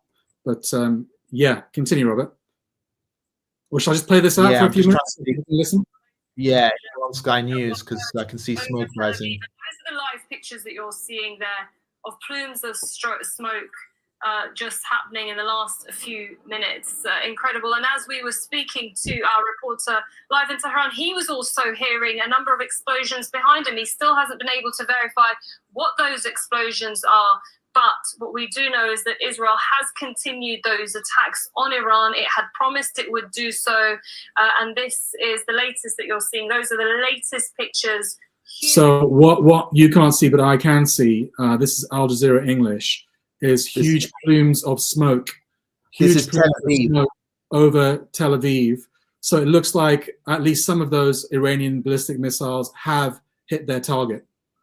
So this is okay. The tone has changed. Iran's retaliating. This is full war. Both sides are hitting each other badly. There's smoke rising over Tel Aviv. Missiles raining down. This is full on. This is full on. Who knows where this is going to go now? The tone has changed. Iran's retaliation has officially begun, and it appears as if it's intense. I remember the last attacks. They did land missiles when they were responding. I think it was to the assassination, the strike on Haniya and others in Tehran. Iran launched 300 projectiles, I believe it was, at Israel. That there were landings. They hit the ground in Israel, but criticism afterwards was that they didn't seem to cause a lot of damage. There wasn't a lot of loss of life. I think a Palestinian was killed by an Iranian projectile that fell on him, for example. So there was criticism. Well, there have been no casualties so far. There've been from all the missiles that Iran has lobbed at Israel. So far, there hasn't even been one Israeli casualty, death or injury. But I don't remember seeing images of this nature, massive plumes of smoke rising in Tel Aviv.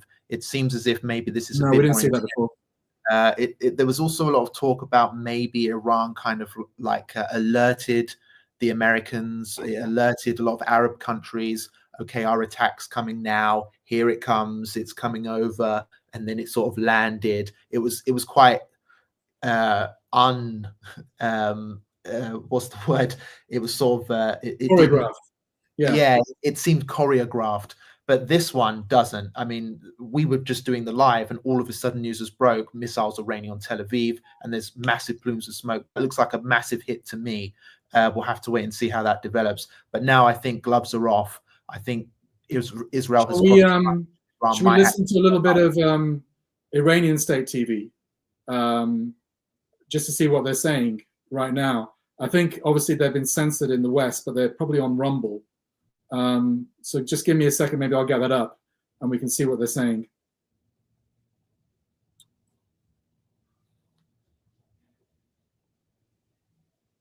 What are you looking for, Robert? Sorry, maybe fill the silence a little bit while I'm getting this. Yeah.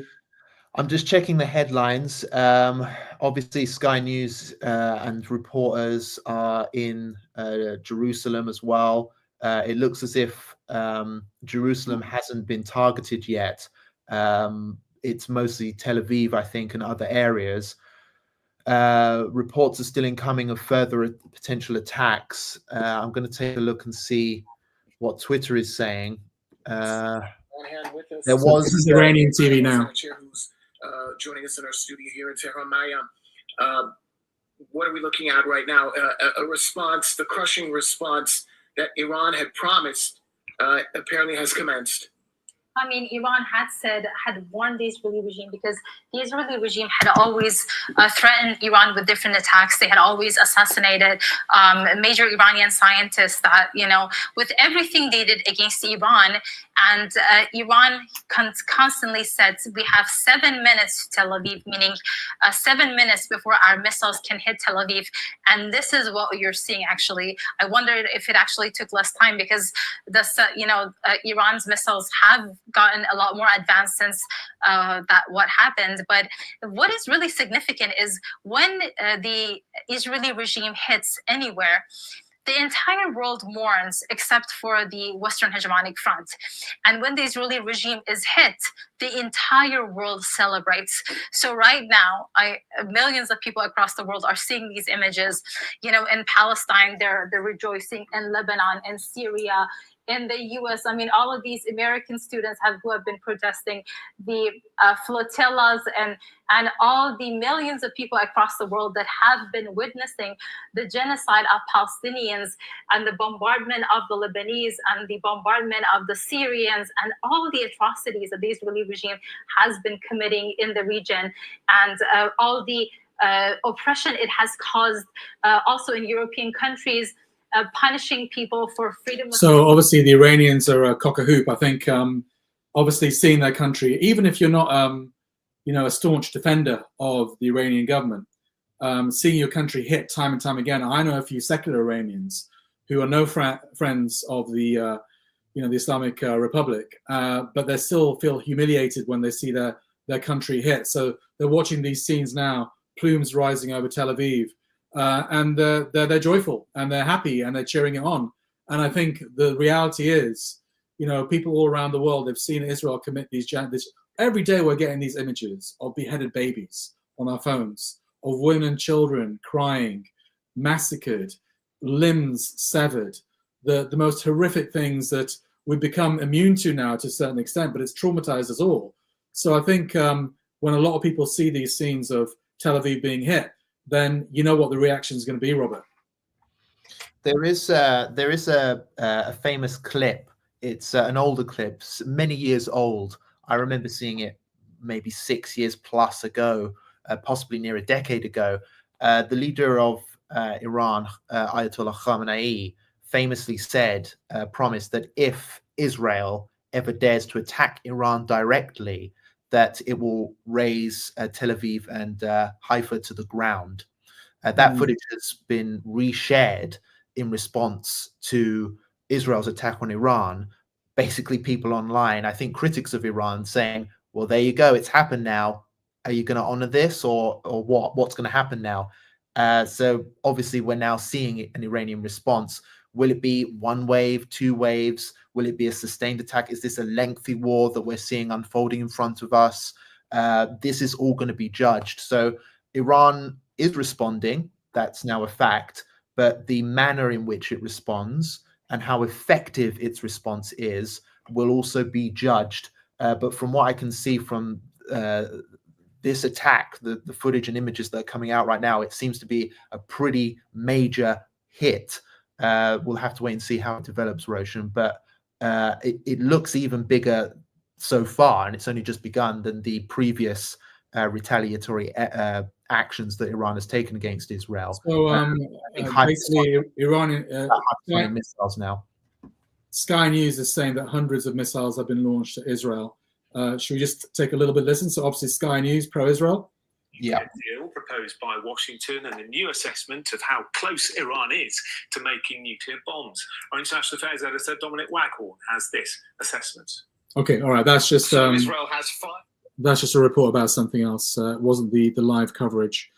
Should we continue for a little bit more, brothers and sisters? Given that it's all kicking off, it seems a little bit, and there's still 2,200 people watching on all platforms: YouTube, Twitter, and Facebook. So people are sticking with us. The number of people watching is going up. We might get a pro-Iran guest on in a few minutes' time. So I think we'll stick around for, if that's what you want, we'll stick around for a little bit more. I think it's probably not the appropriate time to cut the live. Are you okay to stay on for a bit, Robert? Yeah, to be honest, I don't know if I'll be getting much sleep tonight. I suspect that Israel may retaliate.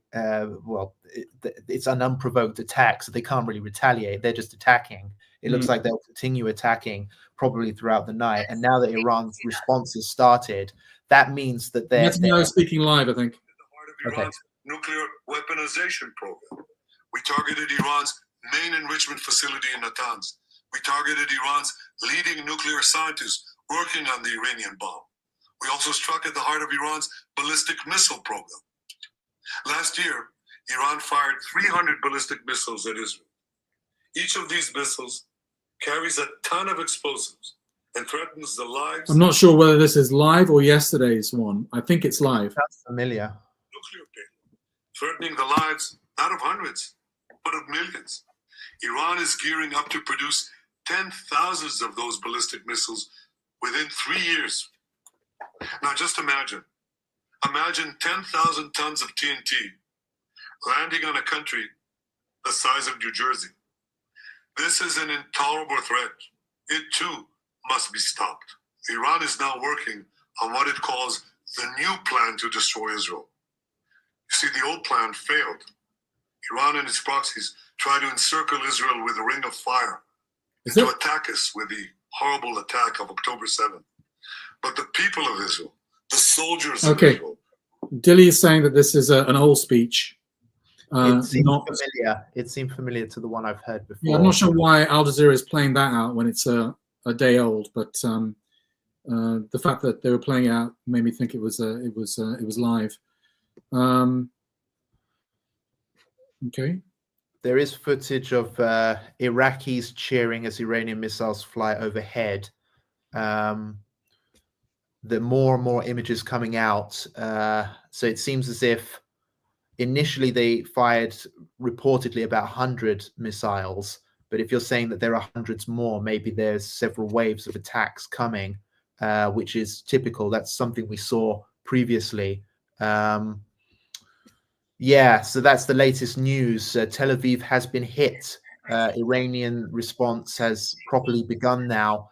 And we're going to have to wait and see how this escalates. No news of any casualty counts so far.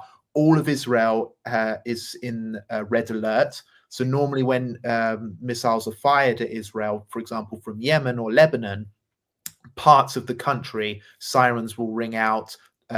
Locals will be urged to head for their bunkers. But for the entire country to be on red alert like this is not normal. So they expect a massive response, which has now started.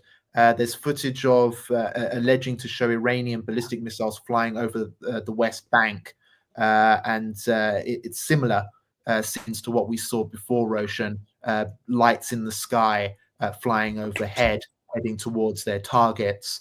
So it looks as if Iran has launched its heavy-duty missiles. This was a quick attack. Didn't take long. They're trying to overwhelm the. I think they're trying to overwhelm the Iron Dome system, aren't they, by firing, like hundreds of ballistic missiles at once, so that if some are shot down, some will get through. I think that's their logic. Should we listen to the BBC while maybe you look for a bit more news? Yes, sure. Why Israel started that intense barrage of attacks across nuclear facilities, but also other areas across Iran. What is your understanding? We know that the international... Sorry. Let me get that back up. Atomic Agency, the IAEA, had said that Iran had breached its obligations, but obviously this kind of mission by Israel would have been months in the planning. So it can't have been could it possibly have been the trigger, or how does it work when it comes to countries deciding to... I think I'll put it back on Iranian state TV. Is concerned That's about more interesting. Whoever is being head, all of these settlers, all of these European settlers that don't belong here to begin with, that they have been coming, they have been spending American money, hard-earned American taxpayers' money to destroy people, to take over their homes, to build. Iranian state TV is much more interesting, isn't it, than the BBC or Sky? These are the moments that the oppressed can actually rejoice, that the oppressed can actually see that the entire Western hegemonic front, with all of its major weapons, with all of its technology, with everything that it always claimed to have, with all its claims of invincibility. I mean, the whole image they made of the Iron Dome, where is the Iron Dome? Where is the protection of the Zionist regime against Iranian missiles tonight? You don't see it anywhere. Oh, they've done it again. They've taken them off air. It's really hard. I was obviously, as a journalist, I try to get as much information I can from all sides. This morning I was looking at all the different news sources, British, American, Al Jazeera, Russian, and also Iranian, and I couldn't access any of the Iranian media. I think they've deliberately jammed it, and I had to use the Tor browser, to access Iranian media. They were still up there on Telegram, and Twitter is still, because of Elon Musk, is still the platform of free speech. But using Google or Safari, just couldn't access it. And even now on Rumble, I can access every other media without it cutting off. But Iranian media, I mean, where's the free speech, Robert? I thought we were living in the land of free speech, where all opinions could be heard, and then you can just listen to everybody and then make up your own mind. But it looks like we're in George Orwell's 1984 here or something. We're going that way. I mean, I think anyone who still believes that we live in like a free society here, I think you're completely deluded. I think you have mental health issues, to be honest with you. I think this is basically, it's like a police state, to be honest with you. There's serious censorship issues as well. You have to be really careful what you say. Activists are being plucked off the street. Can I just stop you there for a second, Robert? Before I forget what I was going to say. Before I was talking about how we found it very difficult to get Iranians on. I think there's many reasons for that, or people that were pro-Iran. But I think one of the reasons is because actually they're genuinely scared. And that a lot of them seem to have, if they travel to Iran to meet family or to go on religious pilgrimage, they're Schedule 7 when they come back into the country, which is obviously a form of harassment. They haven't broken any law, but the suspicion has fallen on them. I've heard from other activists who have had conversation with police officers behind the scenes and counterterrorism officers, that the gloves are off when it comes to pro-Iran activism, and that basically, if they're not going to get them through the courts because they haven't broken any laws, that doesn't mean that they're still not going to bug their phones or Schedule 7 them or harass them behind the scenes in order to kind of intimidate and gaslight them with the ultimate goal of silencing them. So I think that might have been one of the reasons why we couldn't get those pro-Iran voices on the channel today. I mean, I think Five Pillars can hardly be accused of being pro-Iran. In fact, a lot of the Shias don't like us because they think we're anti-Iran or we're anti-Shia to a certain extent. But still today we wanted to have pro-Iran voices on because this is a conflict which involves Iran directly. So if we can't get a pro-Iran voice on today, then we never can. But we've been unable to do so, and I hope that we can remedy that.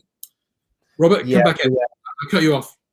Yeah, sorry, I'm just making a coffee as well. I hope you don't mind. It's going to be a long night. But yeah, just very quickly, look, for anyone watching, all of you freaking MI5 people watching this, trying to catch us out or whatever, look, we're not legitimate anti-Semites. We actually have no issue with Jews whatsoever. We're generally not. You were hanging out with Jews all day today, weren't you? Exactly. Look, all the things that Five Pillars gets accused of is not true. All we are is we're Muslims who have opinions, and to be honest, we're proud of who we are and we're proud of our faith. It's as simple as that. So all of you MI5 and all of you trolls and you right-wingers out there and Islamophobes and Israeli agents watching this, just leave us alone, okay? You're not going to catch us out. We're good people. You're the bad guys. Give it a rest, all right? We just want a platform and cover the news that people really want to hear.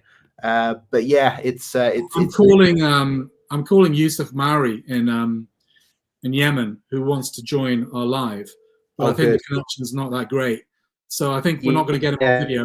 But maybe we can get him on a phone call. Yemen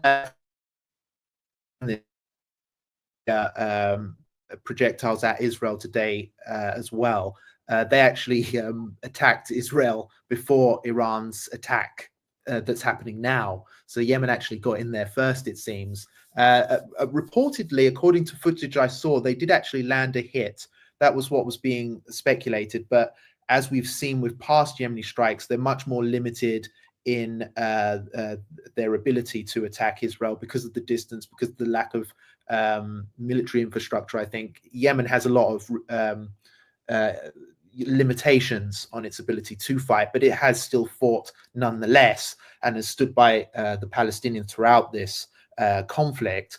So Yemen, interestingly enough, is actually a player in this current fight. So we're going to have to wait and see if there are any more Yemeni projectiles that are thrown into the mix. But obviously the Iranian ones seem to be having a much greater impact, according to what we're seeing right now. The Yemenis just don't care, do they? They just don't care. If they get hit, if they get destroyed, they just don't care. They just go for it. I've never come across the people like that, apart from maybe the Palestinians in Gaza. But everyone else weighs up. Oh, they all weigh up kind of what's going to happen here, what's going to happen there. Will I get hit? And they're playing 4D chess, whereas the Yemenis say, like, all right, they decide what's right and what's wrong. And if they think it's right, they just go for it. Yeah, absolutely. It's a deeply religious society. It's as simple as that. A lot of old school thinking, which doesn't really exist anywhere else in the Arab world. Type of traditional honor, chivalry, and principle, which has been lost elsewhere. That's how Arabs were back in the day. They were willing to fight. They would die, or they would kill or be killed for the right reason. That's how Arab culture was.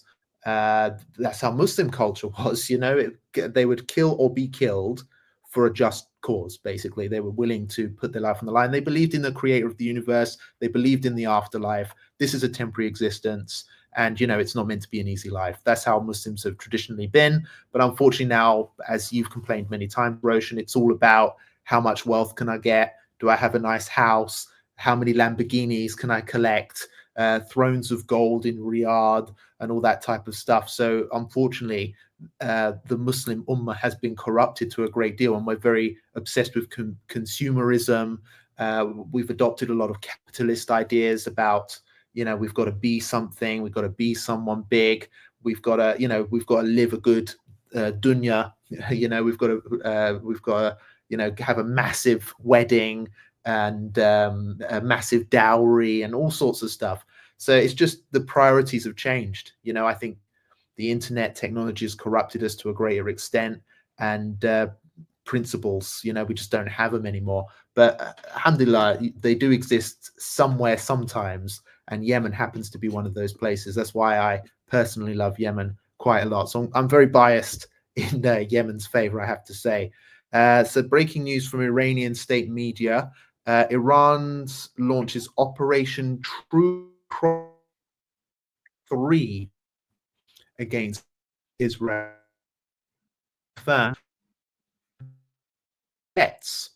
This is from Iranian state media.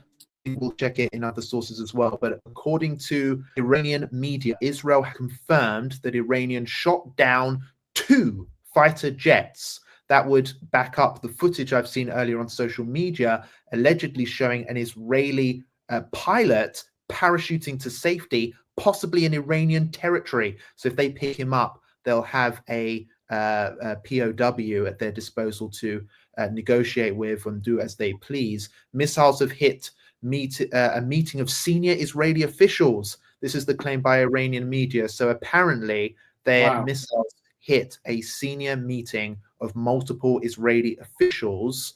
Iran's IRGC says that they have launched a crushing, precise response against dozens of Israeli targets.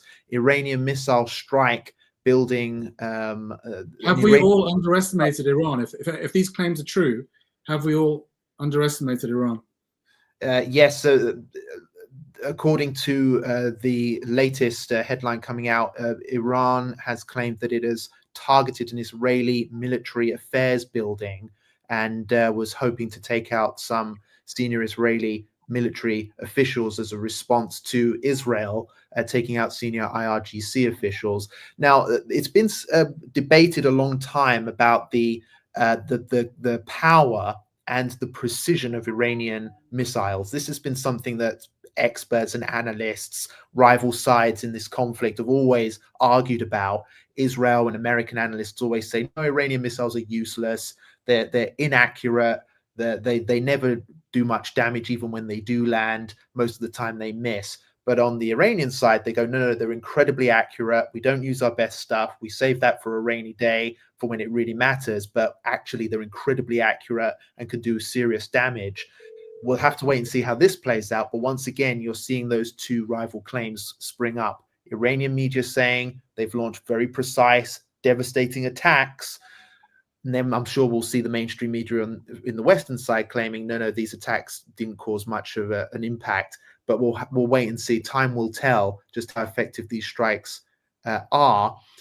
Israel actually takes steps to try and limit the amount of information that goes out.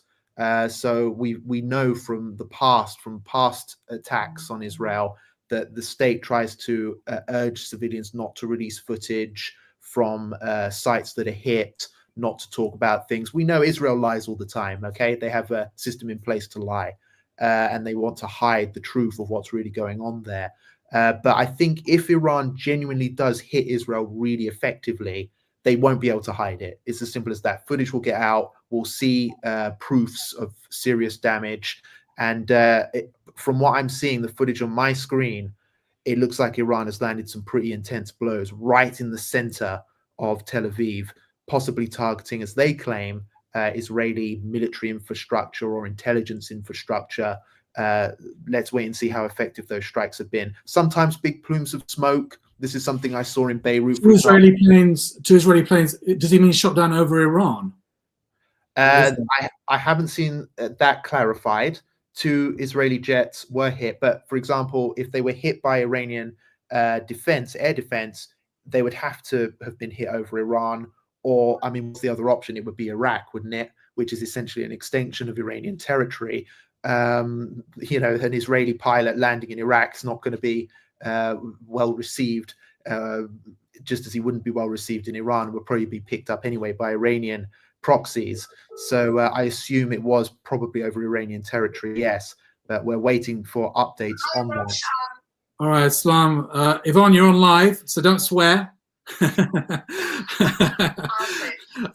Usually you swear when you talk to me, but yeah, no, that's not true. That's not true. So we've got Sister Yvonne Ridley on, and it's a phone call. We're not going to see her face, but we're going to talk to her. Your reaction to what's going on? You must be seeing the images of Tel Aviv getting hit, Tehran getting hit. What's your reaction, Yvonne? Well, is this the beginning of the end for Israel? There have been so many predictions coming that by 2027 Israel will be no more, and I just think that this is the beginning of the end for Why? the Zionist state. Why? It's out of control. It's a very divided country at the moment. Although they're very good at putting on a united front for the rest of the world, they're tearing each other apart behind the scenes, and I think it is the beginning of the end. So you don't think they're going to be militarily defeated, but they're just going to kind of destroy themselves from within? Yes, exactly. And that's what I think that they will do. But when you look at the size of the country, it's not the size of a South African game park, and it is tweaking the tiger's tail with Iran, because Iran is armed, is dangerous. They've got highly motivated professional military there. And, nothing like the TikTok army that we see from Tel Aviv. And I just think that this could backfire badly. The Americans are trying to distance themselves from it, although we know fine well they could have stopped it. America's reputation is in tatters now as well. So I think that anything, Israel at the moment has the anti-Midas touch. This is a nation that had the hearts and minds of the world over the Holocaust, and they've now frittered away all of that goodwill. And even when politicians start to invoke October the 7th, it's not having the impact that it once did. So no, I think that this could be the beginning of the end, inshallah. Inshallah. Well, I pray for the end of Israel every day, and especially at Jummah prayers today. I pray for the end of Israel. And why shouldn't we? Quite frankly, it's just like what are we seeing now, Robert? So this is more footage of the Iranian strikes landing on Tel Aviv. Pretty intense footage picked up by local journalists there watching it on the front lines. It looks like a massive attack. I think 150 missiles, they're saying now, were launched from areas inside Iran. And we're still waiting for confirmation from Israel's side about the effect of the attacks. But Israel's air defense, I'll play this footage out again. Struggling here to.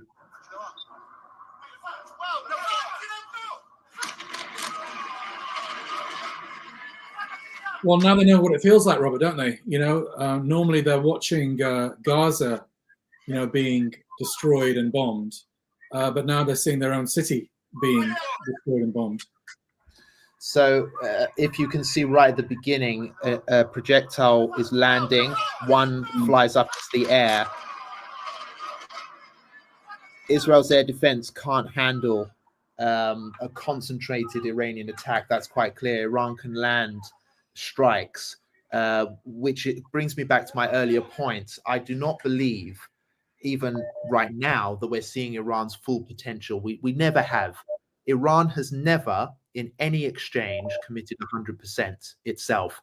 It's committed its proxies. It's committed 20, 30% or less, 10%, firing 100 missiles here or 300 in sets of 3 waves, that type of thing. But it's never been 100% in since the Iran-Iraq war. Really, we saw Iran commit fully to that war. Can I get Yvonne back in, Robert? Yeah, please do. Yeah, because I'll just ask you one more question, Yvonne. I mean, yeah, obviously we've had an hour and a half of this before you came on, Yvonne. And were you listening to any of it? No, I hadn't. I usually save my Saturdays for that. All right, okay. No, but what I was trying to say is that by and large, I think ourselves and also people have been quite negative, and we thought, you know, basically they're in a bit of a tight spot here. Iran, they don't have many options, and you're one of the first positive voices to come on and say, actually, Israel's the one that's in trouble here, not Iran. Yeah. Well, you know, Iran has had 30 years of this nonsense, and they've had 30 years of sanctions, and they're a very tough, resilient, educated people, and they're not given to the hysteria that we see in Tel Aviv. I think that what Israel has actually achieved by bombing Iran is rallying the Iranians around the government, which they haven't always been with the government. And, you know, the intellectual elite in North Tehran are traditionally working against the government.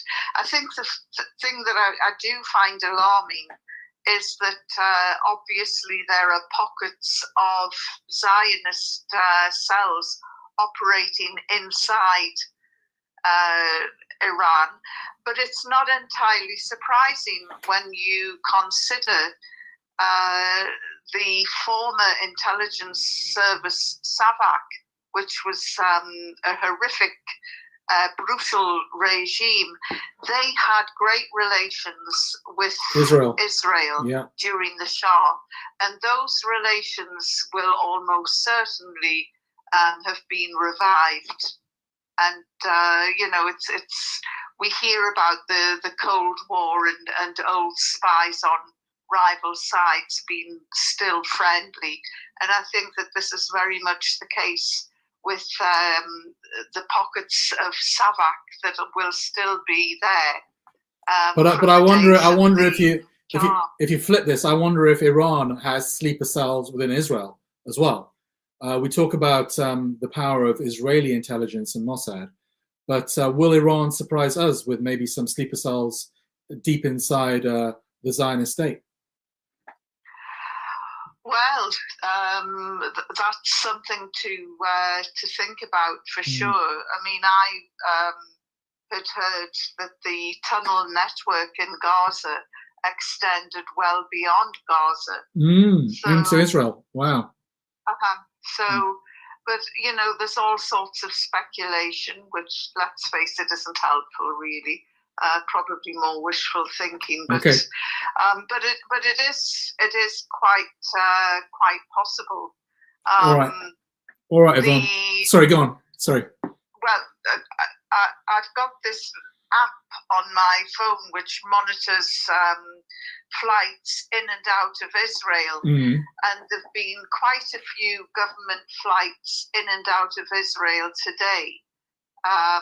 Well, they're running away, or are they running away, or what? Well, it's hard to tell. But if you're wealthy and privileged, you can get out of Israel. The rest of the people have to sit there and endure it. And there is an exodus that's ongoing, and you know, this is something else that we're not hearing about. 60,000 small businesses, according to the Times of Israel, have gone under in the last year or so, since October the 7th. And there has been an exodus, and Jewish communities around the world are bulking up with Israelis. Yeah. So it is quite interesting. Israel is the most dangerous place to live in the world for Jews, isn't it? Yvonne. For anyone. Yvonne, I'm going to let you go because I'm going to get somebody else on the phone. Thank you very much for your contribution. I might give you a call in the next few days. I have a feeling that this is going to last for a while. Yes, I think it is going to be ongoing, and we've all got to hold tight to the rope. All right, Yvonne. All right, Assalamu alaikum, Yvonne. Nice speaking to you. Okay. Walaikum salam. Robert, I'm going to get Yusuf Mari on, but anything you want to say? Any news, updated news? Can't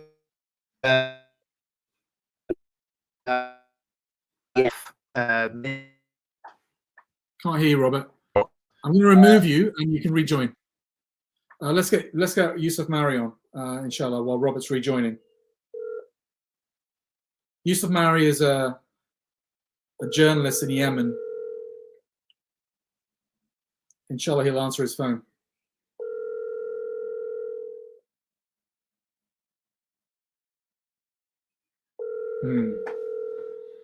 Okay, the connection in Yemen is never that great.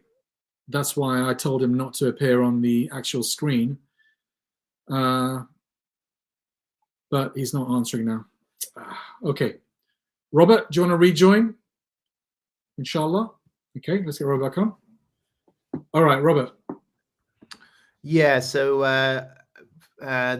just moments ago, the Israeli Defense Force, or the Israeli Offense Force, has clarified that the attacks are still ongoing.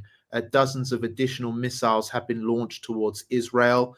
Again, sirens are sounding out across the entirety of occupied Palestine as Israelis flee to the bunkers to avoid being hit. So it looks as if this will be a long night. Assalamu alaikum, Yusuf. You're live. We're on us. I think it's better to do it as a phone call because your connection isn't great. Can you hear us clearly? Yes, I can hear you. Can you hear me? If you can hear me, I'm ready to go. Yeah, perfect. We're here with Robert. Let me just introduce you to our audience. So Yusuf Mari has been a friend of Five Pillars for many years now, like going back 10 years, right from the beginning, in fact. Used to be based in Yemen, then moved back to the USA, but now back in Yemen.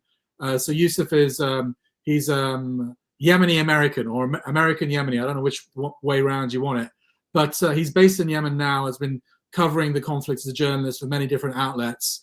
And Yusuf, obviously, what is your reaction to the Israeli attack on Iran, continuing attacks, but also now Iranian attacks on Tel Aviv? Take it away, Yusuf. Yes, first of all, assalamu alaikum to Brother Rushan and Brother Robert, and assalamu alaikum to all your audience, your followers who are following you on Five Pillars over the years. Well, you know, a lot is happening. A lot is happening, especially right now with Iran retaliating. I think this is the cornerstone, not just for Iran, not for Yemen, not for the resistance factions. I think it's a cornerstone in history for the Muslim Ummah. Mm-hmm. We have to come to the conclusion that this, you know, the Israeli entity, it doesn't care if you're Sunni, doesn't care if you're Shia. They're hell-bent on taking over the Middle East.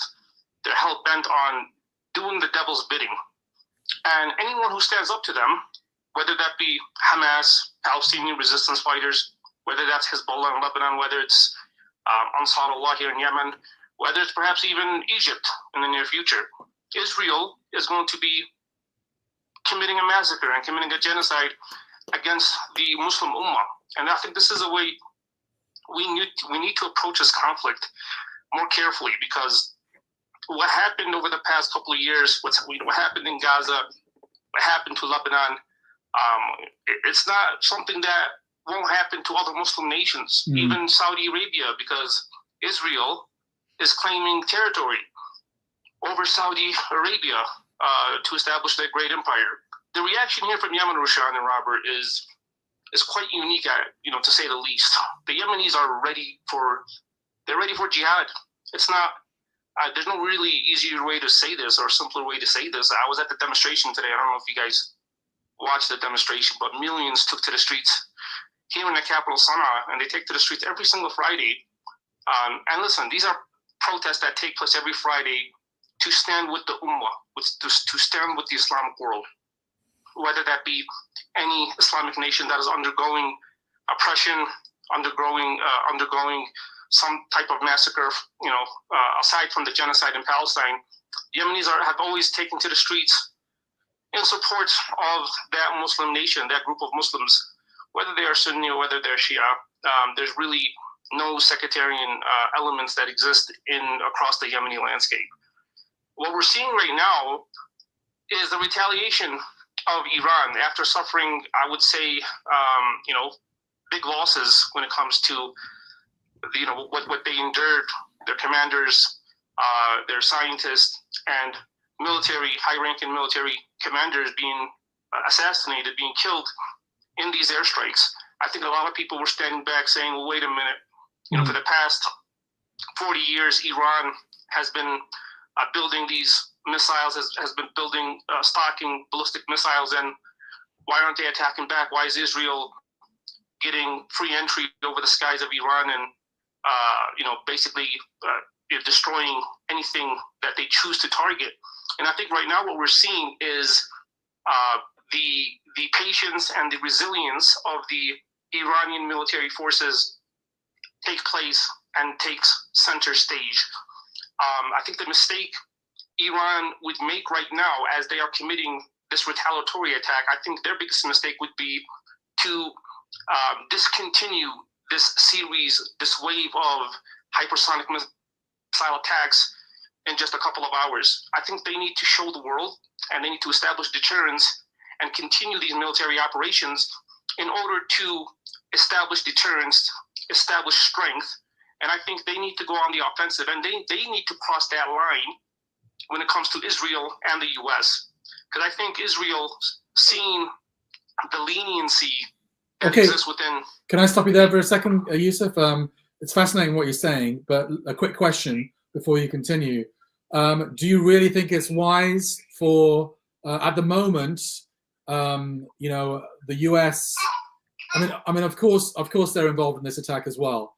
But do you think it's wise for Iran to attack American bases in the Middle East and then bring the Americans into this war as well as Israel? Well, we always say it's better to be calculated and to practice patience, especially when it comes to warfare. You have to sort of adopt this, cautious approach, especially when it comes to dealing with the world superpower such as the U.S. Now, I'm gonna answer to you from a Yemeni perspective, and based on just recent historic events that have unfolded in Yemen. The only way to win, the only way to establish deterrence, is to punch the bully right in the face and to not fear the consequences of what they are capable of doing militarily, because this is exactly what Yemen did when the U.S. when the U.S. Harry Truman and the Eisenhower and Trump making a statement that they're going to decimate and annihilate the Ansar Allah movement here in Yemen. It wasn't, within hours, Yemeni ballistic and hypersonic missiles were sending the U.S. as an aircraft carrier in the Red Sea. They were sending it on the run. It was already retreating and withdrawing from Yemeni territorial waters because Yemen just basically took that quote, that statement from Donald Trump and placed it under their boots, launching missiles, drones, and waging a series of unprecedented attacks on the USS Harry Truman aircraft carrier in the Red Sea, which sent it on the run. You know what happened 2 months later? Trump announced an end to his military operations in Yemen because Yemenis did not respect this phenomenon of U.S. dominance over the entirety of the world. The Yemenis do not respect the fact that U.S. has nuclear weapons and that the U.S. can basically kill and do whatever they want to militarily. Yemenis said that the choice right now is to believe in Allah, to have faith in Allah, and do what the Quran calls upon us to do, or face not only annihilation, but annihilation in the sense of humiliation, being humiliated and bowing down to U.S. and Israeli hegemony in the region. And as the leader of the Ansar Allah movement, Sayyid Abdul Malik al-Houthi, said, it is more honorable for the Yemeni people to turn into particles of dust floating in the air than to surrender or to give in to the US and Israeli hegemonic international architecture. So I think, yes, to answer your question, I think bold, in such a situation, with what's happening right now in the world, I think if anything if history has taught us anything over the past 2 to 3, 4 decades, is that whenever you respect the US, whenever you respect Israel, whenever you play to their game of negotiations, tit for tat military operations, it only results in your detriment. Yemen challenged that notion by striking first. Yemen declared war on Israel. So, when the genocide happened, after October 7, 23, Yemen was the one to come out publicly and declare an all-out war against Israel. And that was something that sent shockwaves to the entire world. And guess what? Look at Yemen. Yemen right now is being crowned as the, they're being crowned as many things, the bravest amongst the Muslim world, the people who refuse to kneel to Israel in the US. And the Yemeni missiles are still continuing, despite Israel and despite the US mentioning that they don't want nothing to do with Yemen. Yemen is saying, well, we're still going to take the fight to you because you're committing genocide. Robert, what are you showing us? So this is reportedly images of the devastation and the damage in Tel Aviv as a result of the Iranian missile landings. There's also some footage I showed earlier, which was a bit hard to pick up on camera, but it was of the alleged Israeli pilot that has ejected from his jet, which has, according to Iranian media, been shot down by their air defense system. According to Iranian media, they shot down 2 Israeli jets so far that were conducting flights attacking Iranian territory. If a pilot has ejected over Iranian territory, then he will be picked up. And that means that the Iranians have a POW or a captive, which will be key in future negotiations, I'm sure. But the attacks by Iran have landed. Clearly, images and footage of the damage that it's caused are coming out. According to one report I read, there has been injuries reported in Tel Aviv as a result of the missile attack. So clearly, signs are suggesting that this was a significant attack, that it hit the ground and has caused serious damage and possibly even some casualties as well. Iran is already claiming that they targeted Israeli intelligence military buildings. So we'll have to wait and see if they manage to succeed. Any Israeli. Okay, Robert, you're breaking up again. So I'll go back to Yusuf. You still there, Yusuf? You still there, Yusuf? Yusuf, can you hear me? Yeah, I'm still here. I can hear you. All right, okay. No, Robert's broken up now, so I'll come back to you. Yeah, anything else to say, Yusuf, before I let you go? Well, just I think all Muslims should be calling for unity, especially during these times. I think that the example that Yemen has sent to the Muslim world is that the message of if whether it's anywhere in the Muslim world, if that is a Muslim nation and those are a group of Muslims, you are entitled and obligated according to Islam to stand up to them. And I think a couple of weeks ago, actually, the leader of the Ansar Allah movement, when Israel, I think it was a month ago, when the Israeli regime was attacking Syria, the leader of the Ansar Allah movement, or leaders of the Ansar Allah movement, Muhammad al-Bukhayti being one of them, he mentioned that if Israel continues its attacks on Syria under the new leadership of Ahmed Shar government, then Yemen is going to attack the Israeli regime until they stop their aggression against the people of Syria. So I think this is what the Muslim world needs to call to now more than ever before. And I think there needs to be Rushan, there needs to be a clear line drawn when it comes to the differences between the Muslims, between Sunnis and Shias, I think when it comes to what Israel, wherever Israel decides to attack, I think the Muslims need to unite and to stand up for the rights of those Muslims who are being attacked. I think this needs to be, not only is it obligated in Islam, but it should also be like an unwritten rule embedded within the fabric of the Muslims, because what we've seen unfold over the past 2 years is just crazy. And I can only say that the biggest nuclear weapon that Israel has is the sectarian conflict that it has stirred up across the Muslim world. Okay, thank you very much, Yusuf, for coming on. We might give you a call back in the next few days because I think this has got a long way to run. Take care of yourself, brother. Take care. Assalamu alaikum. Assalamu alaikum. Yeah, I mean, look, on that, before I let you back in, Robert, on that, I would say that, I mean, I've always been someone that, I'm a Sunni Muslim, and I'm a proud Sunni Muslim. And of course, I have differences with the Shia when it comes to Aqidah, etc. But, ultimately, I consider them Muslims. And I, when it comes to the enemies of the Ummah, they don't distinguish between Sunni and Shia, or they'll try to exploit Shias and they'll try to exploit Sunnis and turn themselves against each other. I remember about 15 years ago now watching a press conference when Shimon Peres, the ex-leader of Israel, was speaking, and he was talking about how they need to foment this discord between Sunni and Shia as a means of dividing the Ummah. So I've always been, I think we can coexist with our differences without fighting. I've always been an advocate for the countries of the region to hold a conference and to put their differences aside and look at the bigger picture and to coexist separately if they have to, but in peace without firing shots at each other. And I think that it's long overdue. Robert, I'll let you come back in. You've been following the news. I haven't. What's happening? What's happening? So there's more footage coming out of what clearly shows Israel's defense failing to stop many Iranian projectiles.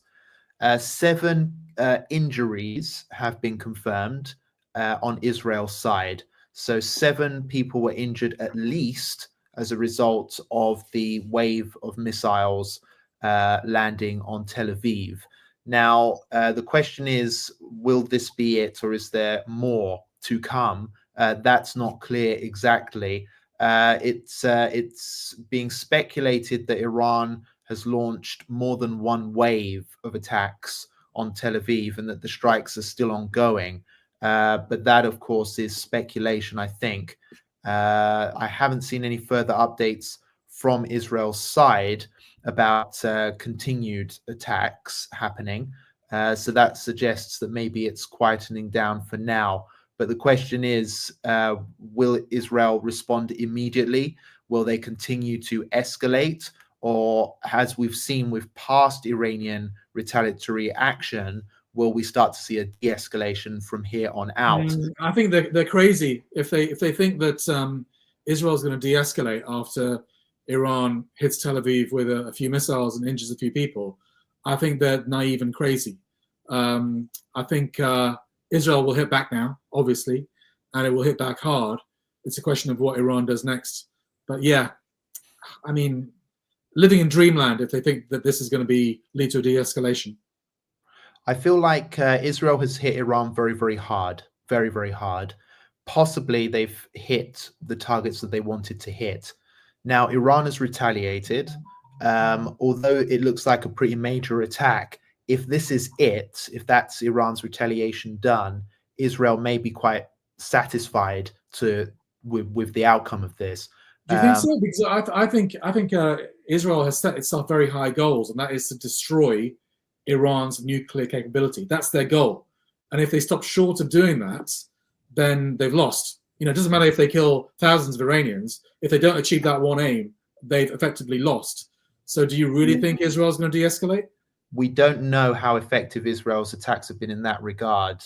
They look pretty devastating. I mean, massive explosions at different sites across the country of Iran, multiple nuclear facilities hit. If they were devastating strike, obviously then they could be satisfied for the time being. Trump may be using this. obviously I'm Trump not may- encouraging, anyone to kill anybody, but if there are mass casualties in Israel, then I think that would give Israel pause to think, because we know that Benjamin Netanyahu is very unpopular in Israel, and the only thing keeping him in power is him getting these wins against Hezbollah and Iran and et cetera, and Syria. So if loads of, and we also know that Israelis don't have the appetite for suffering that Muslims have, because we're used to suffering, aren't we? And the Middle East is used to having the women and children killed, whereas the Israelis aren't. So I think that if these Iranian attacks produce mass casualties, then the Israelis are going to have an internal issue with their own population rising against Netanyahu. But I think if it's just a bit of fireworks, if it's just a few casualties, a few injuries, then that's not going to deter the Israelis. Well, basically, from what I can see from early understanding of the attacks and how they've unfolded, Israel's attack has been major in terms of death count, injuries, number of sites hit, and possibly the damage that was inflicted. It appears Israel's attack has already been pretty intense, and there's been several waves. They've hit several times now, a massive, massive attack. Now, if this, from what I can see, this is a major Iranian attack, but it's not on the same level, probably won't have the same casualty count, probably hasn't done as much damage. If that's the Iranian retaliation done, then I think that Israel would walk away from this, claiming another win. Trump may be using it as a bargaining strategy to force the Iranians to agree to a deal on his terms, and basically may choose to threaten Iran now that they've had a taste of what can unfold. We know he's left the door open. His earlier statement today, he threatened Iran to get a deal done and do it right now before it's too late. So quite possibly he's green-lighted this Israeli attack to undermine Iran's ability to enrich, but also just as a pressure tactic to say, there's a warning, we're hitting you now on your territory, sign a damn deal and do it now.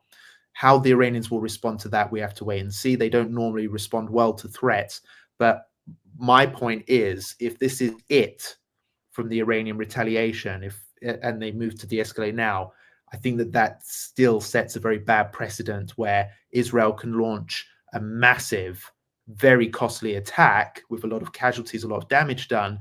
And if Iran just doesn't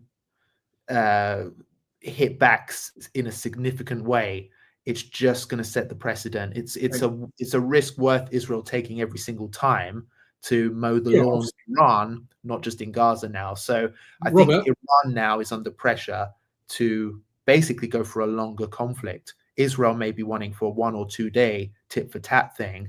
I think Iran now has to decide, we need to go on this for a couple of weeks, maybe more than a month, and just have a long drawn out conflict, just to set a deterrent, just to say, you can't do this. You can't attack Iran directly, walk away after a day and a few missile barrages. This is going to have to cost. Should we listen to Al Jazeera a little bit for a few minutes, give ourselves a little bit of a break and catch up with news? Sure. Defend against all incoming missiles, but certainly Israel has the defenses and the infrastructure in terms of shelters for civilians, the plans to safeguard as much as possible the safety of the civilians, albeit there might be some damage to some of the buildings, as we've seen tonight. Okay, that's Nora Day bringing us the latest there from Amman. Nora, many thanks indeed. Just to remind our viewers that we are seeing Iran's retaliation to Israel's attacks in the early hours of Friday morning. We've seen 2 waves of ballistic missiles, hundreds of ballistic missiles being fired over Israel, and we've been seeing some of them make impact in Tel Aviv. This is a major city, and we are getting reports of 7 people in Israel being injured by shrapnel. Let's bring in our correspondent in the White House, Kimberly Halkett. She's in Washington, D.C. Kimberly, can you give us an idea what, if any, US involvement we've got now that Iran is retaliating? Because the US, Trump is very clear that the US... So, Robert, let me just read out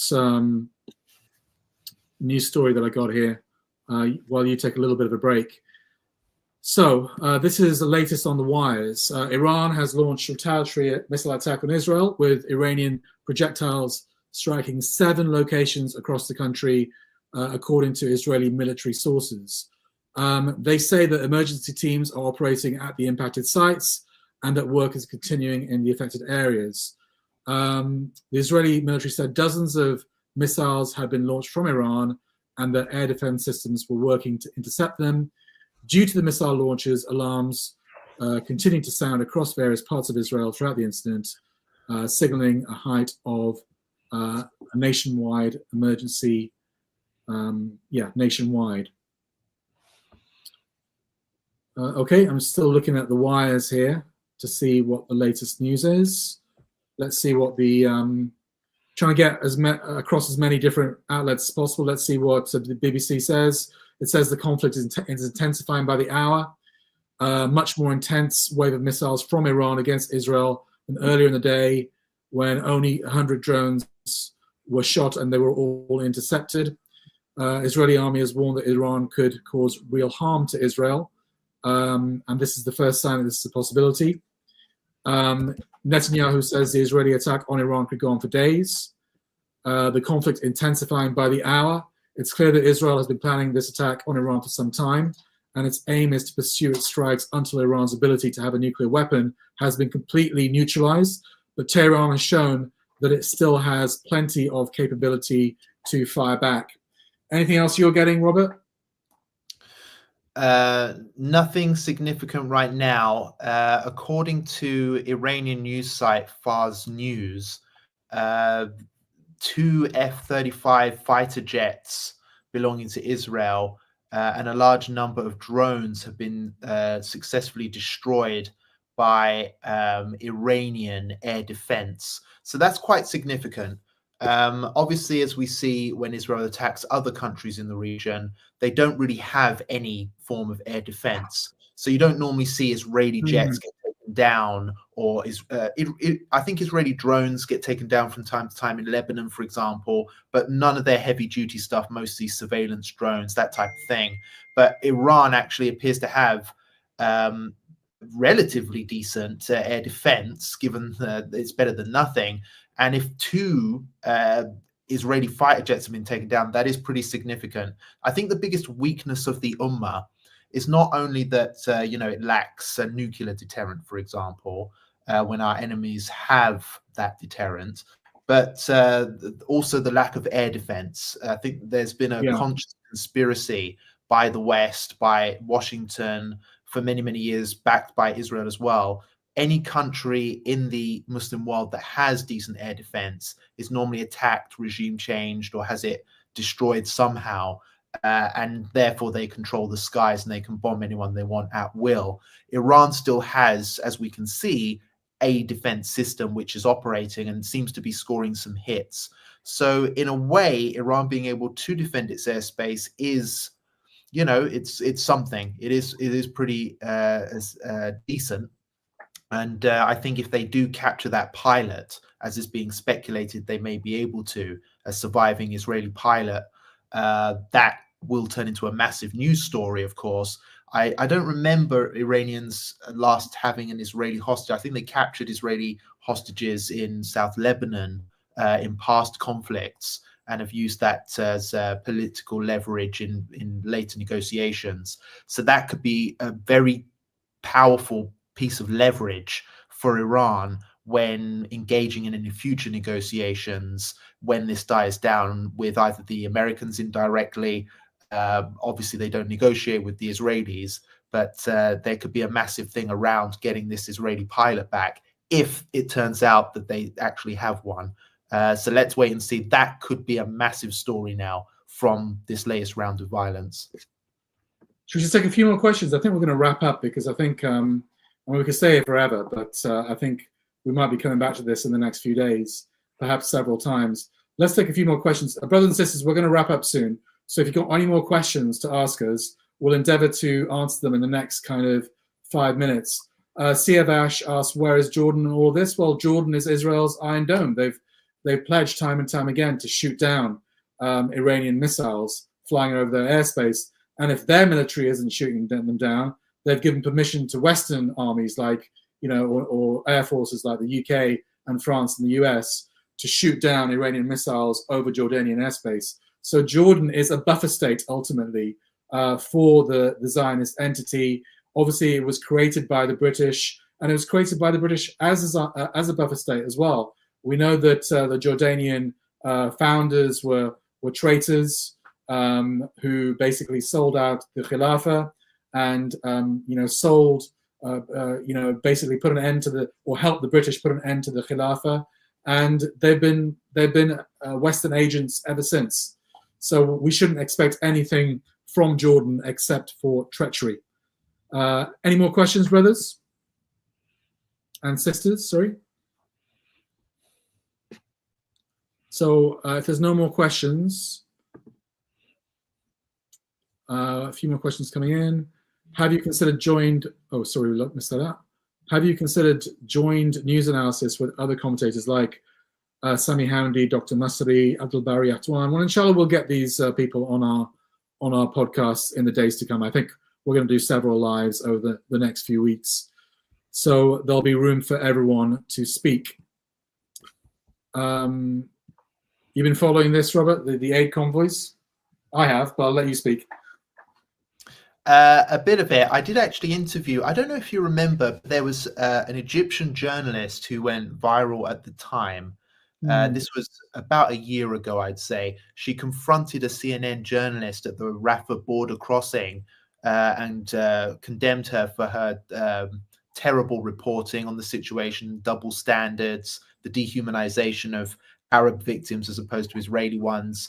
She was then invited onto Piers Morgan, where again she shamed him and put him in his place for basically being a hypocrite and a pro-Israel apologist. I managed to secure an interview with her. She's in Vienna as well, so that will be released shortly. I did ask her about it. I said, what's the situation in Egypt now? What do you make of it?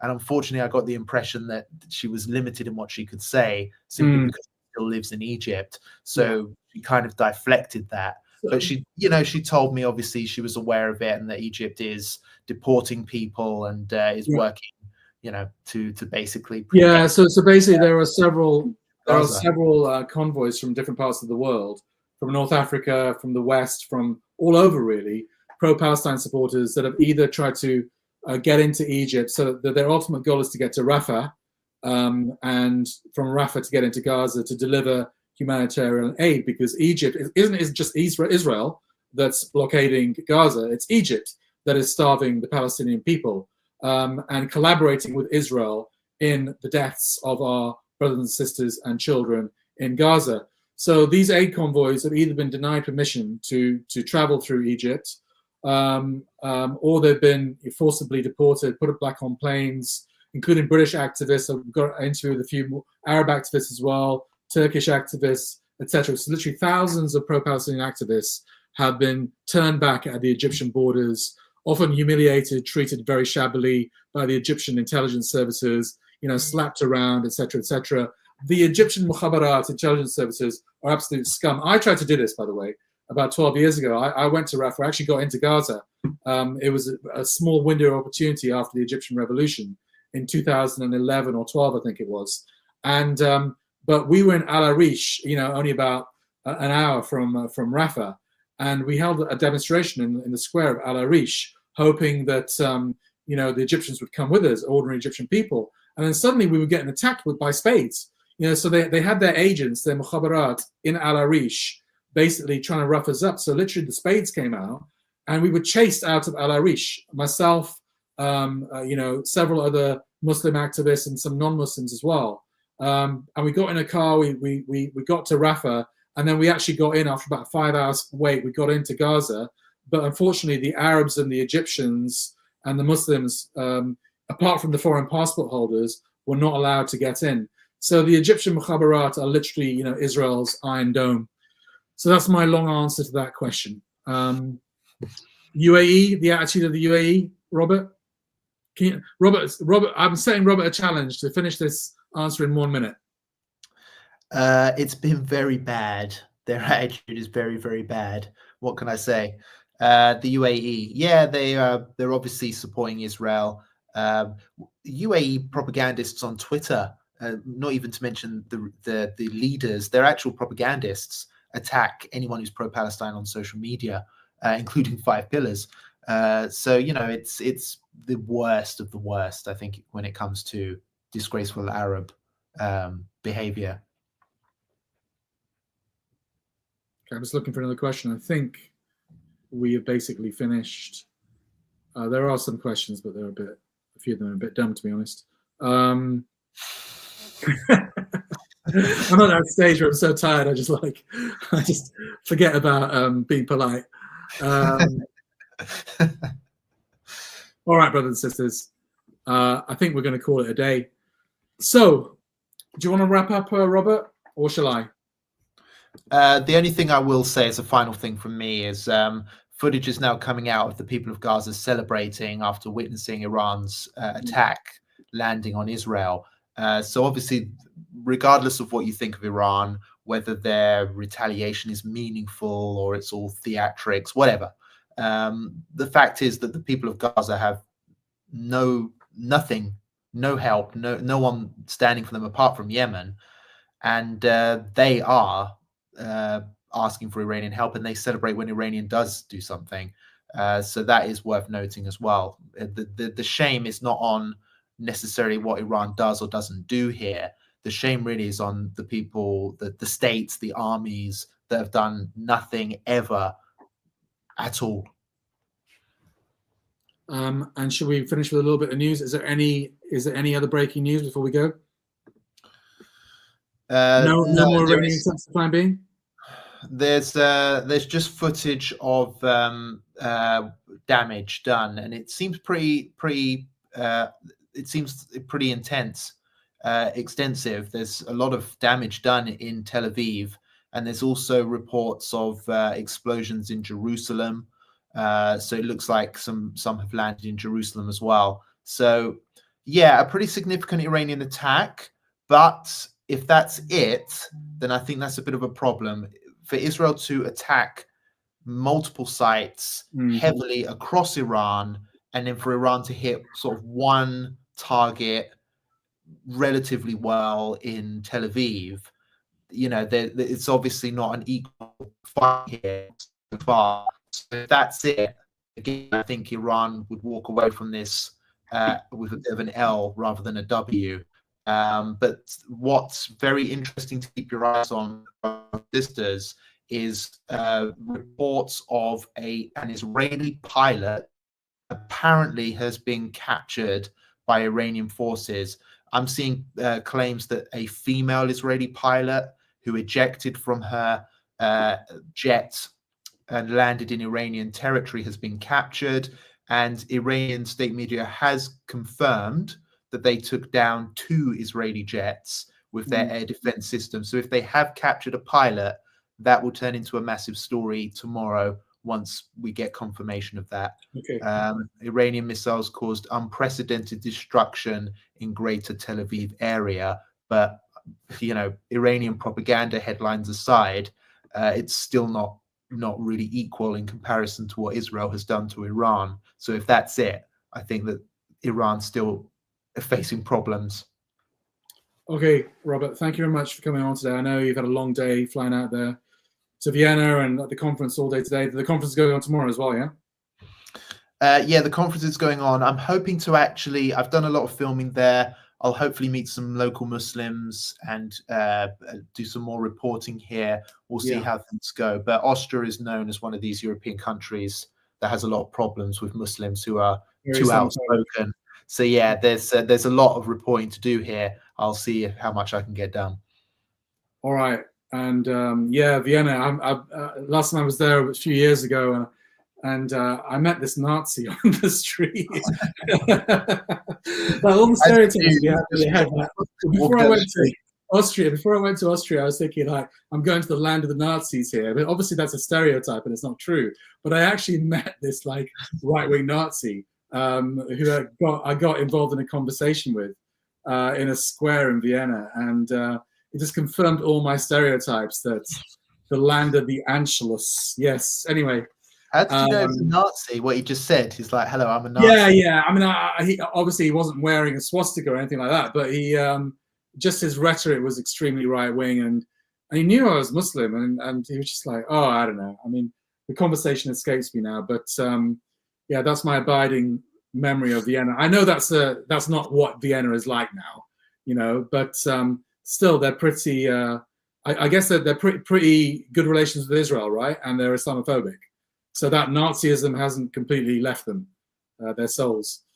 Yeah, absolutely. It's crazy, isn't it, that countries that have historically had serious problems with anti-Semitism are now the ones that Israel looks to for help in oppressing and doing evil crimes to the Palestinians. And the Palestinians obviously had nothing to do with it. Muslims have been very tolerant and helpful. Actually, they seem to have transferred their right-wing instincts and hatred from Jews to Muslims. I've noticed that even in Germany, the Nazism is still there in a lot of people, but it's just got a different outlet now, and it's not Jews, it's Muslims, or it's migrants or foreigners, you know. Anyway, shall we call it a day, Robert? Thanks a lot for coming on today, and brothers and sisters, Jazakallah khair for watching this live in such numbers. So we have nearly. Should we wait till we get to 3,000? We're on 2,996.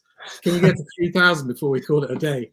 Obviously, we're broadcasting on several different platforms, on YouTube, on Twitter, on Facebook, and we have, alhamdulillah, a massive audience, and comments still coming in fast. Oh, it just went down now. It went down. When I said that, it's gone down to 2,982. So I think people who hate me are deliberately kind of like switching off just to spite me. Anyway, Assalamu alaikum, brothers and sisters. We might see you tomorrow or in the next few days. I'm sure we will. And thanks for watching. Assalamu alaikum.